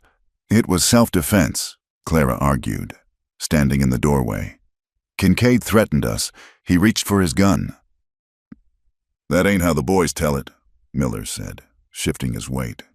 And Kincaid is a captain. Taza is, well, he's an Apache. He is a man, Clara said fiercely. Look, Clara, Miller sighed. I can't stop this. Kincaid is raising a posse. They're drinking whiskey and talking about ropes. I can hold them off for tonight, maybe. But come morning, or sooner, they're coming here. And they're going to burn this place if he's inside. He looked up then, meeting her gaze with a sad desperation. You got a choice. Clara, you turn him out. You tell the town you're done with him. You renounce him. If he's gone, maybe the boys calm down. Maybe you keep your inn, but if you harbor him, I can't protect you. They'll burn it down with both of you in it. He put his hat back on. I'm sorry. Clara, truly. You got until moonrise to decide. He walked away. Clara closed the door and leaned against it, sliding down until she hit the floor. She buried her face in her hands. The ultimatum hung in the air like smoke. Give him up or lose everything. Her home, her livelihood. The only thing she had built for herself in a world that took everything away. For a moment, the old Clara, the beaten wife who learned to survive by surrendering, rose up. It would be so easy. Tell him to go. He was strong. He could survive in the mountains. She could stay, scrub the floors, apologize to the town, and live a gray, empty, safe life. Then she looked up. Taza was standing at the top of the stairs. He had heard every word. He turned and walked silently back into the room he had been using. Clara scrambled to her feet. Taza! She ran up the stairs. She pushed open the door to his room. He was packing. It didn't take long. He owned almost nothing. He was rolling his blanket, shoving his few spare rounds of ammunition into his pocket. He picked up his rifle. What are you doing? Clara demanded, her voice rising to a panic. Taza didn't look at her. He tied the leather thong around the blanket roll with a sharp jerk. I am leaving. The sheriff is right. If I am gone, the fire does not come. You can't go, Clara said. They are out there. Kincaid will track you. They have horses. You're on foot. They'll run you down in the open. I know the land, Taza said. I will lead them away from you into the deep canyons. They will not catch me. He turned to face her. His face was set in that terrible, stoic mask again. It is better this way. Clara, I was never yours. I was just a shield you borrowed to keep the wolves away. Now the shield is heavy. Put it down. He moved to brush past her. Clara felt a fury ignite in her chest. Hotter than the fear. Hotter than the shame. It was a righteous, blinding anger at his stupidity, at his nobility, at his refusal to see her. She grabbed his shirt with both hands and shoved him backward. He barely moved, but he stopped, surprised. Don't you dare, she shouted. Don't you dare decide for me. You think you're saving me by leaving me here? To what? To serve whiskey to the men who spit on me, to apologize to Kincaid, to live in this house alone for the rest of my life, listening to the wind and wishing I had been brave enough to fight. You will live, Taza said gently. That is what matters. That is not living, Clara screamed. She was crying now, the tears tracking hot paths through the dust on her face. That is just not dying. There is a difference. Taza, I know, because I did it for 5 years. She gripped his buckskin shirt, pulling him down toward her. You were not a shield, she sobbed, her voice breaking. You were never just a shield. I lied to them. Taza, I told them you were mine. But I wasn't lying to you. I wasn't lying to myself. Taza stared at her, his heart pounding a thunderous rhythm against his ribs. Clara, I meant it, she whispered, her voice fierce and trembling. I meant it when I claimed you. I want you. I love you, you stubborn, foolish giant. I love your scars. I love your silence. I love that you are the only man who ever looked at me and saw a person, not a thing to be used. She pressed her body against his, crushing the distance between them. I would rather burn, she vowed, looking up into his dark eyes. "I would rather burn this hole into the ground and stand in the ashes with you than sleep one more night in a safe bed without you. Do not leave me, Taza. Do not you dare leave me." Taza felt the walls of his resolve crumble. He looked at this woman, this fierce, broken, beautiful creature who was offering him the one thing he had been denied his entire life. A home, not a place, but a person. He dropped the rifle. It clattered to the floor. He wrapped his massive arms around her, lifting her almost off her feet, burying his face in her neck. He breathed her in. Soap, lavender, and the salt of her tears. "Clara," he groaned. "My heart, my blood." She found his mouth with hers. The kiss was not gentle. It was desperate. It was a collision of two souls who had been starving for a lifetime. It tasted of fear and longing and a defiance that burned brighter than any fire Kincaid could set. For that moment, the town did not exist. The posse did not exist. There was only the heat of their bodies and the terrifying, wonderful truth of their bond. Crack! The sound of a gunshot shattered the world. Glass exploded in the room downstairs. A shout went up from the street, raw and ugly. "Burn them out!" Taza broke the kiss, his head snapping up. He smelled it instantly, the sharp, acrid scent of kerosene, followed by the crackle of dry wood catching flame. "They are early," Taza said, his voice dropping to a battle command. Clara gasped, looking toward the window where an orange glow was already dancing against the glass. "They set the porch on fire. The time for deciding is gone," Taza said. He grabbed his rifle and shoved it into its scabbard. He grabbed Clara's hand, his grip bruising in its intensity. "Now we survive." Smoke began to curl under the door, gray and choking. The roar of the fire outside grew louder, joined by the whoops and hollers of Kincaid's men. They were not waiting for moonrise. They were not waiting for the law. Clara looked at the door, then at Taza. Her face was pale, but her eyes were dry. She squeezed his hand. "Together," she said. "Together," Taza echoed. He kicked the door open, and they ran into the hallway, where the air was already turning hot and the future was a wall of flame. The hallway was a tunnel of choking gray smoke. The heat was already bleeding through the floorboards, searing the soles of their boots. Taza did not hesitate. He moved with the terrifying momentum of a falling boulder, dragging Clara toward the back of the house. The kitchen was their only hope, but even there, the air was beginning to shimmer with the encroaching inferno. "The window!" Taza coughed, his voice rough with smoke. He didn't bother with the latch. He wrapped his arm in the heavy wool of his blanket and punched through the glass and the wooden frame in one violent motion. The night air rushed in, feeding the fire behind them, creating a roar like a living beast. "Go!" Taza commanded. He lifted Clara as if she weighed no more than a sack of dry corn.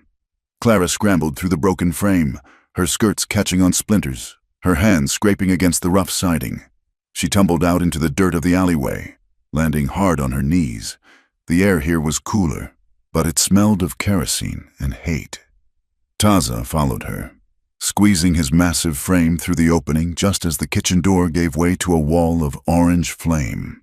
He hit the ground and immediately pulled her into the shadow of a stack of shipping crates. "My house!" Clara gasped, staring up. The flames were licking up the side of the building now, consuming the sign she had painted herself, eating the porch where she had scrubbed away the insults only yesterday. 5 years of sweat, 5 years of defiance, 5 years of surviving Silas and the town. All of it was turning into black smoke against the stars. "Look away," Taza whispered, his hand gripping her shoulder. "It is just wood. You are the life. Look away." He pulled her toward the darkness of the alley. They needed to move. Kincaid's men were shouting at the front of the inn, celebrating their destruction. But it would only be a moment before they circled back. They ran. They scrambled over a rotting fence and splashed through a muddy drainage ditch. They were heading for the stand of cottonwoods near the dry creek where Miguel had tied the extra horses he had been unable to sell. "There!" a voice shouted from the roof of the livery stable. "In the alley. I see them." A gunshot cracked the air, sharp and spiteful. Clara flinched as the bullet kicked up dirt 3 feet to her left. "Run!" Taza roared. He shifted his position. Placing his broad back between Clara and the shooter, he became a moving wall, shielding her retreat. Another shot rang out. Clara heard a wet, sickening thud, like a stone hitting a melon, and Taza stumbled mid-stride. A grunt of pain was torn from his throat, but he didn't stop. He didn't even slow down. He shoved her forward, his hand heavy on her back. "Don't stop," he snarled. They burst into the clearing by the creek. The horses, spooked by the fire and the gunfire, were straining at their tethers. There were 2 of them, a roan mare and a tall, ugly gelding with a Roman nose. Taza slashed the ropes with his knife. He grabbed Clara by the waist and threw her onto the mare's bare back. "Ride," he shouted, swinging himself onto the gelding. The horse buckled slightly under his weight, but found its footing. "Taza, you're hit!" Clara screamed, seeing a dark stain spreading rapidly across the white sleeve of his shirt. "Ride!" Taza yelled again, slapping the rump of her mare. They thundered out of the creek bed just as the posse reached the edge of the alley. More shots whined past them, angry bees in the dark. But the night was their ally now. They galloped into the open scrubland, leaving the burning town of Granite Wells behind them. The glow of the fire painted the horizon red, a bloody sunrise in the middle of the night, marking the death of the life Clara Vance had known. They rode until the horses were blown and lathered, putting 10 miles of rough country between them and the fire. The land swallowed them. This was Taza's world now, a landscape of shadows, dry washes, and silence. They slowed to a walk as they entered a labyrinth of sandstone spires. The moon was high and cold, casting long, skeletal shadows across the ground. Taza led them into a narrow fissure in the rock, a place where the horses could be hidden from the skyline. He slid off the gelding and nearly fell. "Taza!" Clara slid from the mare and ran to him. He was leaning against the stone wall, his breathing ragged. The adrenaline was fading, leaving behind the cold reality of the wound. The bullet had furrowed a deep groove across his upper left arm, tearing muscle and grazing the bone. Blood had soaked his entire sleeve and was dripping from his fingers. "It is not deep," Taza lied, his voice tight. "Sit down," Clara ordered. Her hands were shaking, but her voice had the steel of the innkeeper who had thrown out drunkards. "Let me see it." He sank to the ground. Clara used his knife to cut away the ruined sleeve. The wound was ugly, raw and angry in the moonlight. She tore a strip from her petticoat, the white cotton stark against the dark rock. "This will hurt," she whispered. "Do it." Taza grunted.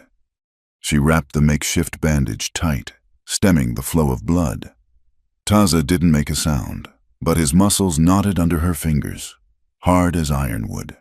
As she worked, Clara found herself touching his skin not just as a nurse, but with a desperate, tactile need to confirm he was real, that he was alive. Her fingers brushed the old scars that mapped his chest, burn marks, knife slashes, the puckered craters of old bullet wounds.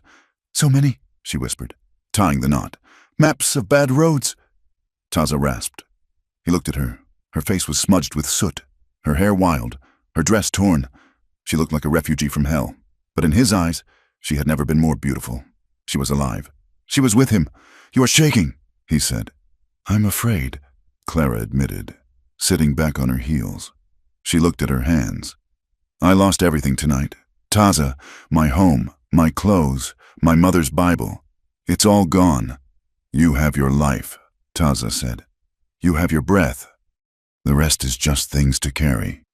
"It was my independence," Clara said, her voice cracking. "No." Taza reached out with his good hand, covering hers. His palm was warm, calloused, encompassing. "Your independence is in here." He tapped her chest. "Fire cannot burn that. Kincaid cannot shoot that." They rested for an hour, huddled together for warmth, before moving on. They could not stop. Kincaid was a tracker. He would wait for dawn to read the sign, but he would be coming. For the next 3 days, they existed in a blur of survival.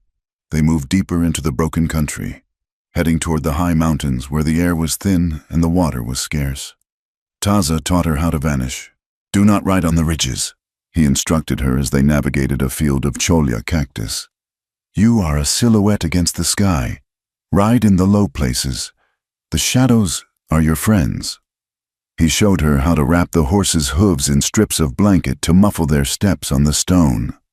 He taught her to drink from a muddy seep by filtering the water through her teeth, taking small sips so she wouldn't retch. Clara learned fast. She had to. The woman who had fussed over clean linens and polished silver was gone, peeled away by the desert sun. In her place was a creature of dust and determination. She watched Taza constantly. She saw how he scanned the horizon, his eyes never resting. She saw how he favored his wounded arm, though he never complained. She noticed the way he looked at her. It happened when she was scraping cactus spines from her skirt, or when she managed to light a small, smokeless fire in a cave. He would look at her with a profound, quiet wonder, as if he couldn't quite believe she was still there. And she noticed her own heart every time he helped her down from the horse, his hand lingering on her waist. She felt a jolt that had nothing to do with fear. The trauma of the fire had stripped away the social veneer. There was no innkeeper and guest here. There was only a man and a woman, keeping each other alive. On the fourth night, they reached the high country. The heat of the desert floor gave way to a biting, bone-deep cold. The wind howled through the pines, carrying the scent of snow. They found shelter in a shallow depression beneath an overhang of granite. It was out of the wind, but the temperature was dropping fast. They had no fire tonight. They were too close to the open passes where a flame could be seen for 20 miles. They had only 2 thin blankets and the heavy buffalo robe Taza carried behind his saddle. "We must share the heat," Taza said, spreading the robe on the ground. He didn't look at her. He was trying to be practical, to be the scout who knew how to prevent freezing. Clara looked at the makeshift bed. Then she looked at him. "Yes," she said. They lay down together. Taza lay on his back, stiff and careful, trying to give her space. Clara lay beside him, pulling the blankets over them. The cold was aggressive. It bit at their noses and toes, instinctively. Clara moved closer. She pressed her side against his. She felt the heat radiating from him like a furnace. "Clara," Taza warned, his voice a low rumble in the dark. "Shut up." "Taza?" she whispered. She turned on her side and draped her arm across his chest, just as she had done that night in the inn. But this time, there was no mob at the door. There was no lie to tell. She traced the line of the bandage on his arm. Then her fingers moved to his chest, finding the jagged ridge of an old knife wound. "Tell me about this one," she said softly. "A Comanchero blade," Taza said, his breathing hitching. 10 years ago. "And this one?" She touched a burn scar near his collarbone. "A branding iron, when I was a boy, captured by ranchers." Clara leaned up on her elbow. She looked down at his face in the dim starlight. "They hurt you so much. Everyone has hurt you. Pain is proof that you are still fighting," Taza said. "The dead do not feel pain. I don't want to just fight anymore," Clara whispered. "I want to feel something else." She lowered her head and kissed the scar on his collarbone. Taza let out a sharp breath. His hand came up, tangling in her hair. "Clara, I am not a gentle man. I am too big, too rough. You are the gentlest man I have ever known," she said fiercely. "Silas was small. Taza, he was a small, handsome man, and he broke my ribs. You could crush me with one hand, but you have carried me." She kissed his throat. She felt his pulse hammering against her lips. "I claimed you," she whispered against his skin. "I told them you were mine. I want to make it true." Taza's resistance shattered. The wall he had built around his heart, the belief that he was unlovable, a monster, a tool of war. It crumbled under the weight of her tenderness. He turned to her.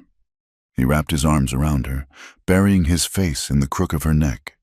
"You are mine," he groaned. "You are my blood, my breath." He kissed her. It was not the desperate kiss of the burning inn. It was slow. It was devout. It was a man drinking water after a lifetime in the desert. He was terrified of hurting her. He moved with agonizing slowness, letting her set the pace.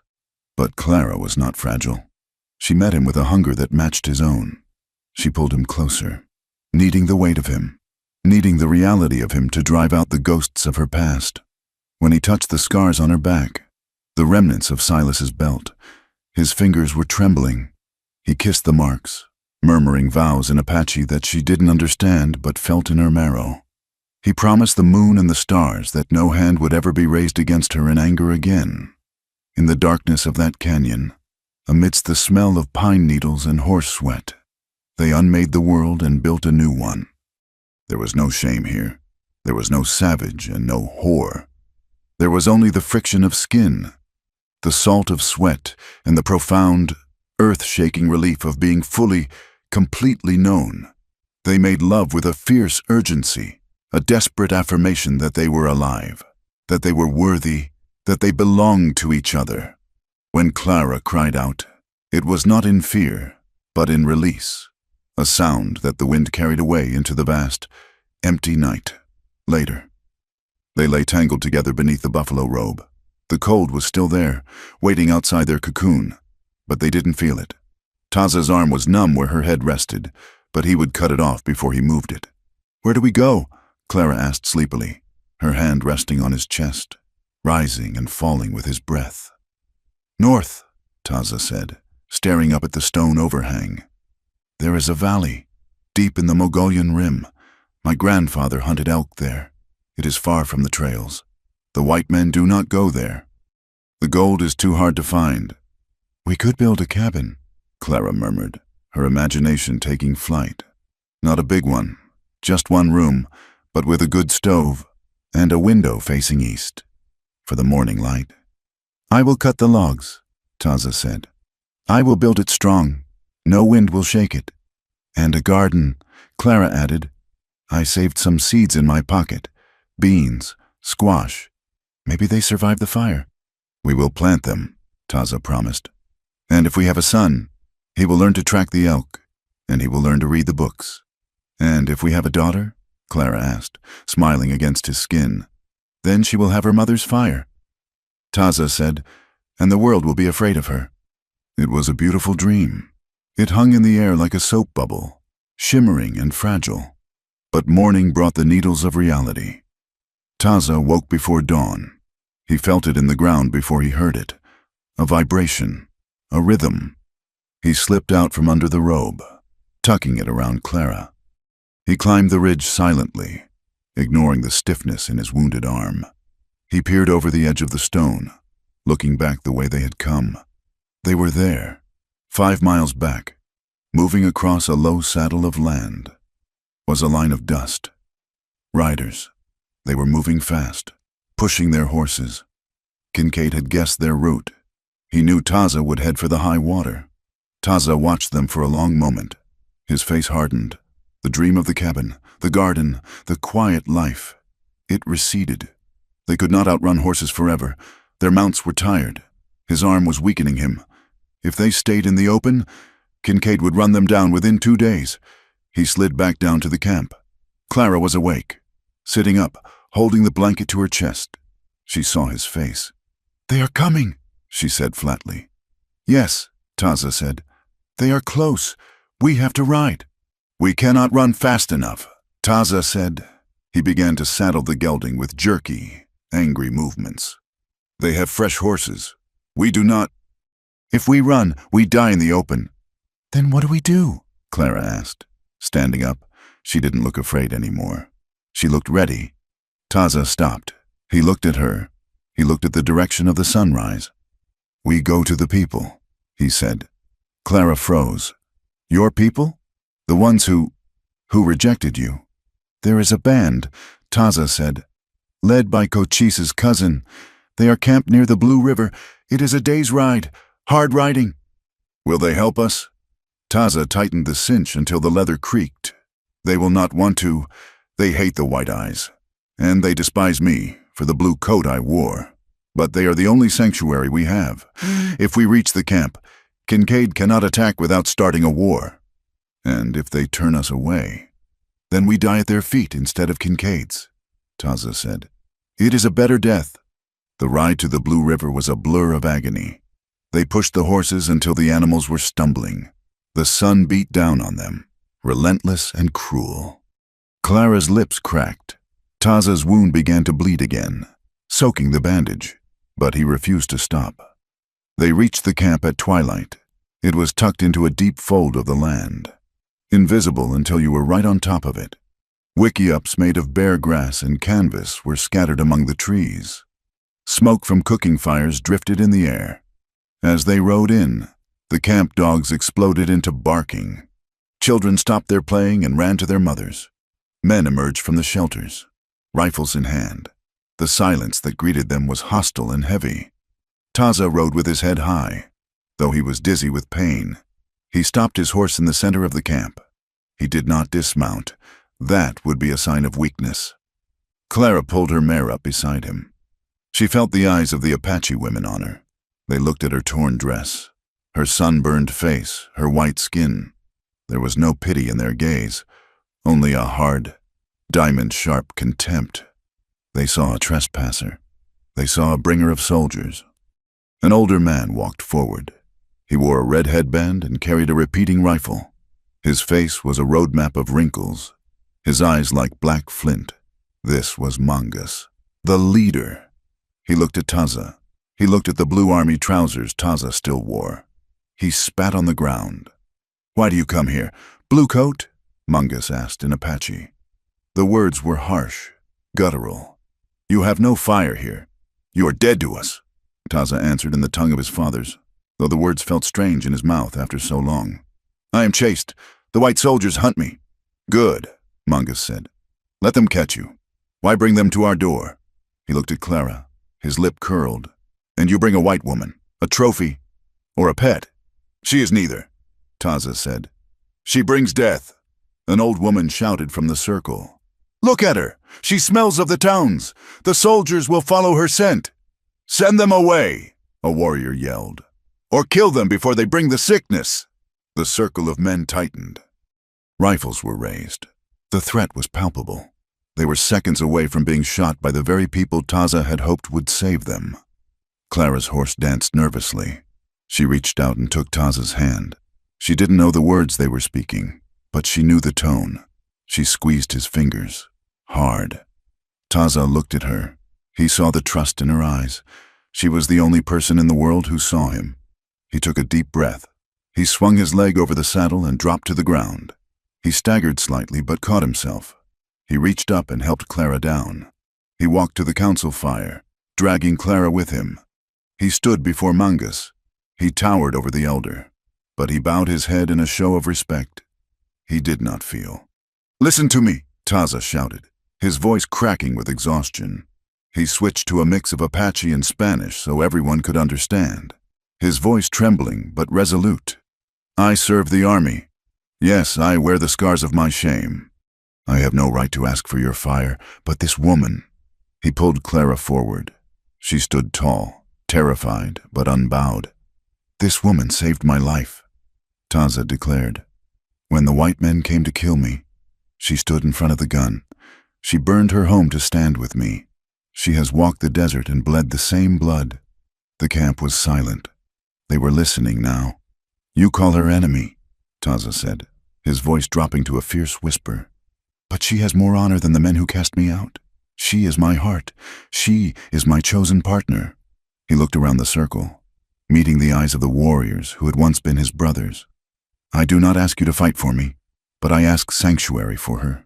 If you will not give it, if you say we must go—" He squeezed Clara's hand, lacing his fingers through hers. "Then I will go. We will ride out to meet the soldiers, and I will die shielding her, as an Apache should die protecting his own.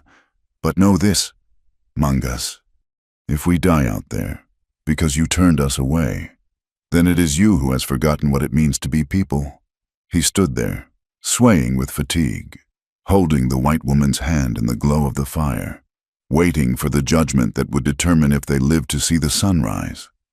The fire in the center of the Apache camp burned low, casting long, wavering shadows against the hide walls of the wickiups. The air was thick with the smell of juniper smoke and the tension of a verdict hanging by a thread. Taza stood like a stone pillar, his hand still gripping Clara's, while the council of elders debated the fate of the two intruders who had stumbled out of the desert. Mangas, the leader with the face like a dried riverbed, sat cross-legged, his rifle across his knees. Beside him, the other men spoke in rapid, guttural bursts of the Apache tongue. Taza translated for Clara in a low whisper, his voice vibrating in the quiet space between them. "The one with the scar says we are poison," Taza murmured, his eyes never leaving the fire.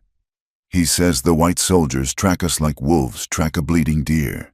He says if we stay, the camp will burn." Clara tightened her grip on his fingers. "And the other one? The younger man?" "He says times change." Taza translated. "He says the white eyes are everywhere, like locusts. He says maybe a bridge between worlds is better than a wall. He says my strength could protect the camp." Clara watched the faces in the firelight. She did not understand the words, but she understood the tone. She saw the fear in the eyes of the mothers clutching their children. She saw the weary pride in the old men. She realized with a sudden, crushing clarity that she and Taza were not just refugees. They were a question that this band of people did not know how to answer. From the shadows beyond the firelight, a woman stepped forward. She was young, with heavy silver earrings and a blanket wrapped tight around her shoulders. Her face was beautiful, but hard, her eyes dark with a mixture of resentment and old familiarity. She carried a toddler on her hip, the child's round face peering out with curiosity. Taza stiffened. "Nalin," he breathed. It was the woman he had once expected to marry, the woman who had looked at his army coat and turned her back. Nalin walked up to Taza, ignoring Clara completely. She looked at the giant man, her eyes tracing the new bandage on his arm and the dust on his face. "You bring the storm with you." "Taza," she said in Apache, her voice flat. "Always the storm. You left to serve the soldiers, and now you return with one of their women. Do you hate your own blood so much?" Taza met her gaze. "I do not hate my blood. Nalin, I hate that my blood did not think I was enough." Nalin flinched. She shifted the child on her hip. "I chose safety," she said, her voice dropping to a whisper. "Chodi is a good man. He does not walk in two worlds. He stays where he belongs. When I looked at you, Taza, I saw only war. I saw a man who would never be at peace. I have a child now. I could not risk him for a ghost." She finally looked at Clara.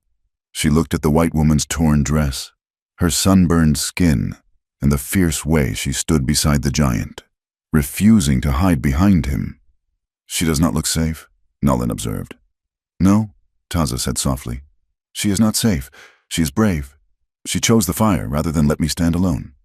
Nalin looked back at Taza, and for a moment, the hardness in her face cracked. A shadow of the girl she had been passed through her eyes. A regret, perhaps, or just a realization that the man she had rejected had found something she had not thought possible. "Then go with her," Nalin said. "If the council lets you live, go. Do not stay here and remind me of what I was too afraid to choose." She turned and walked back into the darkness, the child bouncing on her hip. Taza watched her go, and Clara felt a tension leave his body, a final exhale of a breath he had been holding for years. The shame of his rejection was gone, replaced by the certainty of the woman standing beside him. The council did not decide that night. They argued until the moon was high, then dispersed, leaving Taza and Clara to sleep on the edge of the camp, guarded by two silent warriors. The next day passed in a grueling limbo. The posse had not yet appeared, but the scouts reported dust on the horizon. The threat was creeping closer. Clara could not sit still. She could not be the helpless burden Nalin had accused her of being. She saw the women of the camp working, scraping hides, grinding corn, carrying water from the creek. She stood up, smoothed her ruined skirts, and walked toward the stream. She found a heavy clay jug sitting near a fire and picked it up. The women stopped their work and watched her. Their eyes were cold, suspicious. Clara walked to the creek, filled the heavy jug, and hauled it back. She set it down near an old woman who was trying to wash a pile of clothes with arthritic hands. The woman looked up, startled. Her face was a map of deep wrinkles, her eyes clouded with cataracts. Clara did not speak. She simply rolled up her sleeves and knelt in the mud. She took the clothes and began to scrub, using the rhythm she had perfected in 5 years of running the inn. The old woman watched her. Then, slowly, she reached out and touched Clara's arm. She said something in Apache, her voice cracking. Taza, who had been watching from the edge of the trees, stepped closer. "She asks if you have lost a child," he translated quietly. "She says you scrub like a woman trying to wash away grief." Clara froze. She looked at the old woman, seeing the pain etched into her features, the universal language of loss. "Tell her yes," Clara whispered. "Tell her I lost a baby, and a husband who was not a husband." Taza translated. The old woman nodded slowly. She reached into her sash and pulled out a small piece of dried meat, handing it to Clara. It was a peace offering, a recognition that pain knew no color. By evening, the mood in the camp had shifted. It was not acceptance, not yet, but the hostility had dulled. Clara sat by Taza near their small fire, exhaustion pulling at her bones. "They are debating again," Taza said, looking toward the elders. "Mangas wants to send us away at dawn. He says Kincaid will burn the camp if we are found here." "If they send us away," Clara said, staring into the flames. "We will go. We will find that valley you talked about, the one in the Mongolian Rim." "It is a hard life," Taza warned. "Cold winters, no town, no people." "I have had enough of people," Clara said. She reached out and took his hand, her palm rough against his. "I only need one person." Taza looked at her, his dark eyes reflecting the firelight. "You claimed me in a lie," he said softly, remembering the inn. "I claimed you to save our lives," Clara corrected him. "But now I claim you because I cannot imagine a world where you are not the first thing I see in the morning. Even if they reject us, even if the whole world spits on us, you are my country. Taza, you are where I live." Taza lifted her hand to his lips. He kissed her knuckles, a gesture of devotion so profound it made her throat tighten. "Then we stand," he said, "together." Dawn came not with the sun, but with a crack of thunder that had no clouds. A gunshot echoed off the canyon walls. Then another, and another. The peace of the morning was shattered by the screaming of horses and the high, thin whine of bullets tearing through the air. "Attack!" Taza roared. Leaping to his feet, the camp exploded into chaos. Women screamed, grabbing their children and running for the cover of the rocks. Warriors scrambled from their wickiups, rifles in hand, trying to form a defensive line. Through the drifting smoke and morning mist, riders appeared. They wore long dusters and wide hats. At their head rode Captain Kincaid, his face a mask of grim, vengeful satisfaction. He had found them. He had brought the war to the doorstep of the people who had cast Taza out, proving that the giant was a curse upon them. "Burn it!" Kincaid shouted, waving a torch. "Burn every rat hole! Flush them out!" A rider threw a torch onto the dry roof of a wickiup. It went up in a sheet of orange flame. "Go!" Taza shouted to Clara, pushing her toward the back of the camp. "Take the children! Get to the rocks!" "I won't leave you!" Clara screamed over the noise of the gunfire. "You must!" Taza yelled. "Lead them! They do not know where to run!" He pointed to a group of terrified children and the old woman, Elu, who were frozen in panic. Clara understood. He was giving her a duty. He was trusting her with the future of his people. She grabbed Elu's arm. "Come on!" she shouted. She scooped up a crying toddler. "To the rocks! Follow me!" She led the group of non-combatants toward a narrow defile at the rear of the canyon, a rocky chute that led up to higher ground. Bullets kicked up dirt around their feet. Clara did not look back. She focused on the path, on the heavy child in her arms, on the old woman stumbling beside her, behind her. Taza turned to face the enemy. He did not have a rifle. He had left it by the fire. He had only his knife and his hands. He saw a rider charging toward a group of women, a saber raised. Taza ran. He moved with a speed that defied physics for a man of his size. He collided with the horse, shoulder-checking the animal with the force of a battering ram. The horse staggered and fell, throwing the rider. Taza was on him before he hit the ground. He snatched the man's pistol, fired once to scatter a second attacker, and then waded into the smoke. He was a demon of war. He fought not for the army, not for the tribe that shunned him, but for the woman climbing the rocks behind him, the Apache warriors, seeing the exile fight with such ferocity, rallied. Mangas shouted commands, his rifle cracking as he picked off riders from the cover of a wagon. The surprise attack was faltering. Kincaid's men had expected a slaughter, not a hornet's nest. "Fall back," one of the posse shouted. "There's too many of them." "No!" Kincaid screamed, his eyes scanning the chaos. "I want the girl. I want the giant." He saw movement near the rocks. He saw the white dress of the woman leading the children. Kincaid spurred his horse. He ignored the gunfire. He rode straight for the defile, cutting through the smoke. Clara had just pushed the last child up the ledge when she heard the hoofbeats. She turned. Kincaid was there, looming over her, his horse rearing. "End of the line, Clara," he snarled. He leaned down and grabbed her by the hair. Clara screamed, dropping to her knees. He dragged her backward, away from the safety of the rocks. "I told you I'd take you back," Kincaid shouted, raising his pistol. "You're going to tell the whole territory what a mistake you made, and then I'm going to hang your pet from the nearest tree." Clara clawed at his hand, her scalp burning. She looked around for a weapon. Her hand closed over a sharp, jagged rock. "Let her go!" The roar shook the canyon walls. Taza emerged from the smoke. He was bleeding from a cut on his forehead, blood masking one eye. He saw Kincaid. He saw Clara in his grip. Kincaid laughed. He swung his pistol toward Taza. "There you are. I was hoping you'd watch." He cocked the hammer. Clara did not wait. She swung the rock with every ounce of desperation she possessed. She smashed it into Kincaid's side, right where his ribs met his hip. Kincaid grunted in pain, his aim wavering. The gun fired, the bullet tearing through the air inches from Taza's head.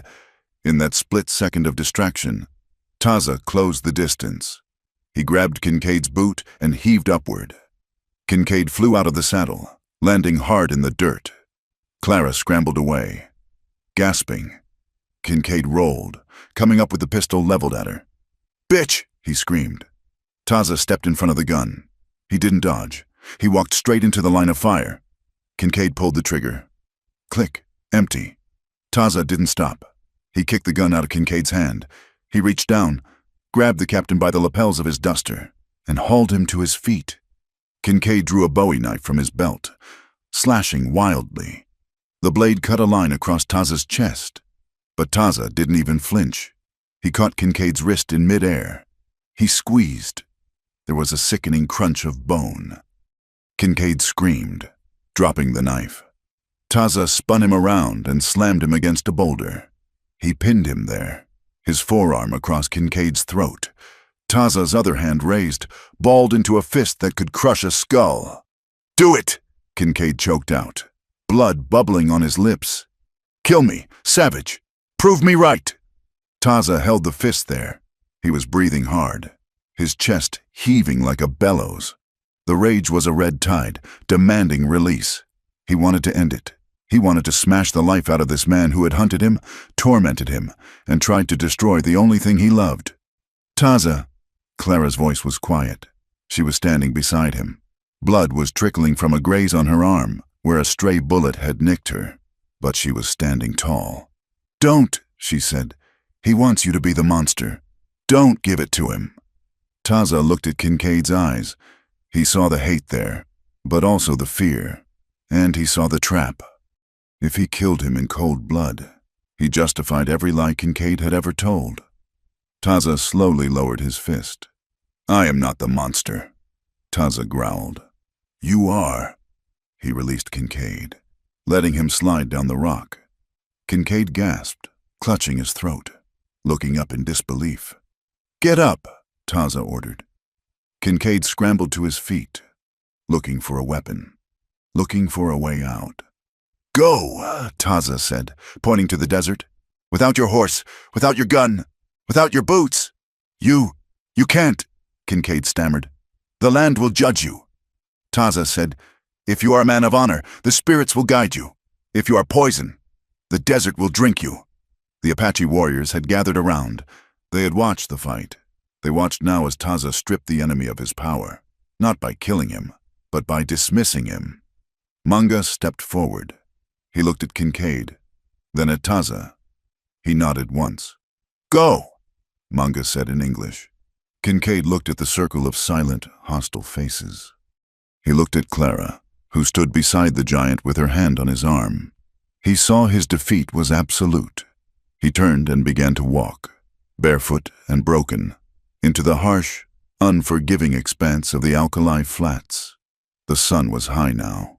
The posse, seeing their leader broken and cast out, had fled, their will to fight evaporating with the morning mist.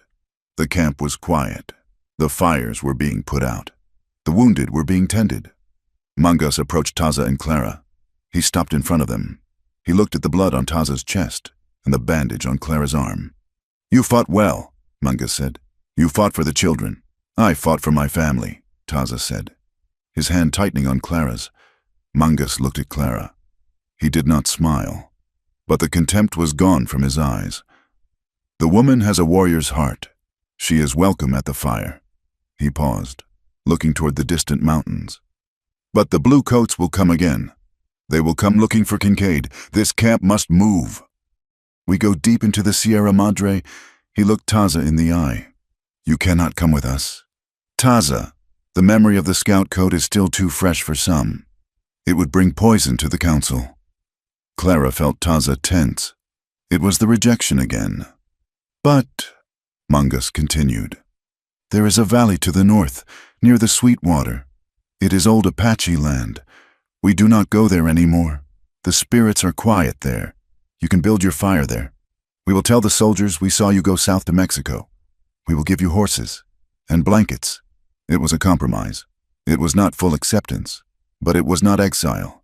It was a gift of peace. Taza nodded slowly. "It is enough." 6 months later, the winter had been hard. The snow had piled deep in the passes, and the wind had tried to tear the roof off the world. But the cabin held.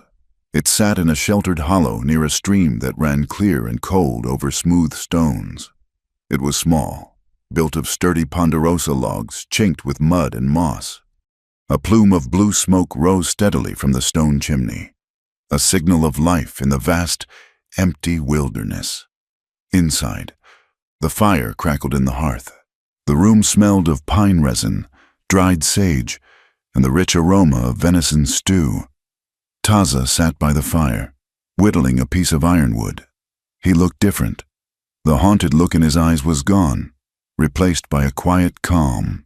He was still the giant, still a mountain of a man, but the tension that had defined his life had dissolved. Clara stood by the window, looking out at the twilight. The snow was melting. Patches of green were pushing through the earth. "The creek is rising," she said.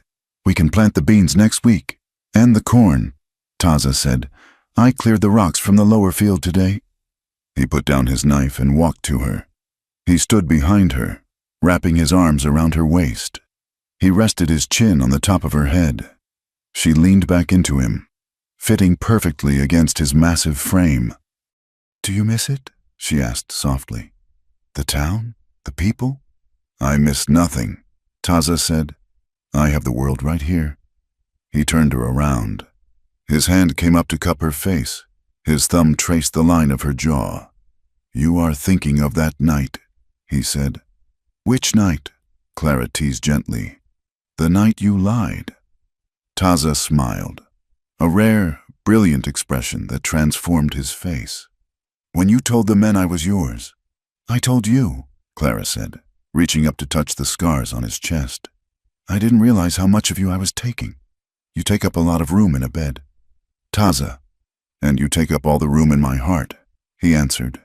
He lifted her up, carrying her toward the bed in the corner. It was a bed made of heavy logs, covered in thick furs and a quilt Clara had stitched from the remnants of their old lives. They lay down together as the candles burned low. Outside, a coyote howled, a lonely sound that drifted across the valley. But inside, there was no loneliness. They lay tangled together, limbs heavy with the good fatigue of hard work. Taza pulled the quilt over them. He held her close, listening to her breathe, listening to the silence of the valley that belonged only to them. They were outcasts. They were rejects. The world beyond the mountains still had no place for a giant Apache and a scarred white woman. But here, in this cabin built with their own hands, they were kings and queens. Clara rested her head on his chest, listening to the strong, steady beat of his heart. She closed her eyes. "We made it," she whispered. "Yes," Taza whispered back, kissing her forehead. "We are home." And as the firelight danced on the walls, casting shadows that looked like future generations, children who would run free in the valley, laughter that would echo off the stones, they slept, hand in hand, fully claimed and fully loved, in a world they had built from the ashes of the old. Thank you so much for listening to this story of Taza and Clara. I hope their journey through the rugged landscapes of the human heart resonated with you.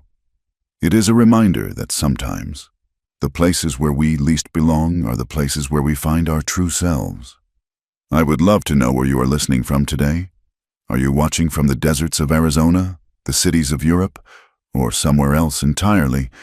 Please leave a comment below and tell me your location. And if you enjoyed this tale of survival and love, please make sure to subscribe to the From Wild West channel. Share your thoughts on the story in English in the comments section. Did Taza make the right choice with Kincaid? I read every comment and cherish your insights. Until next time, keep your fires burning bright.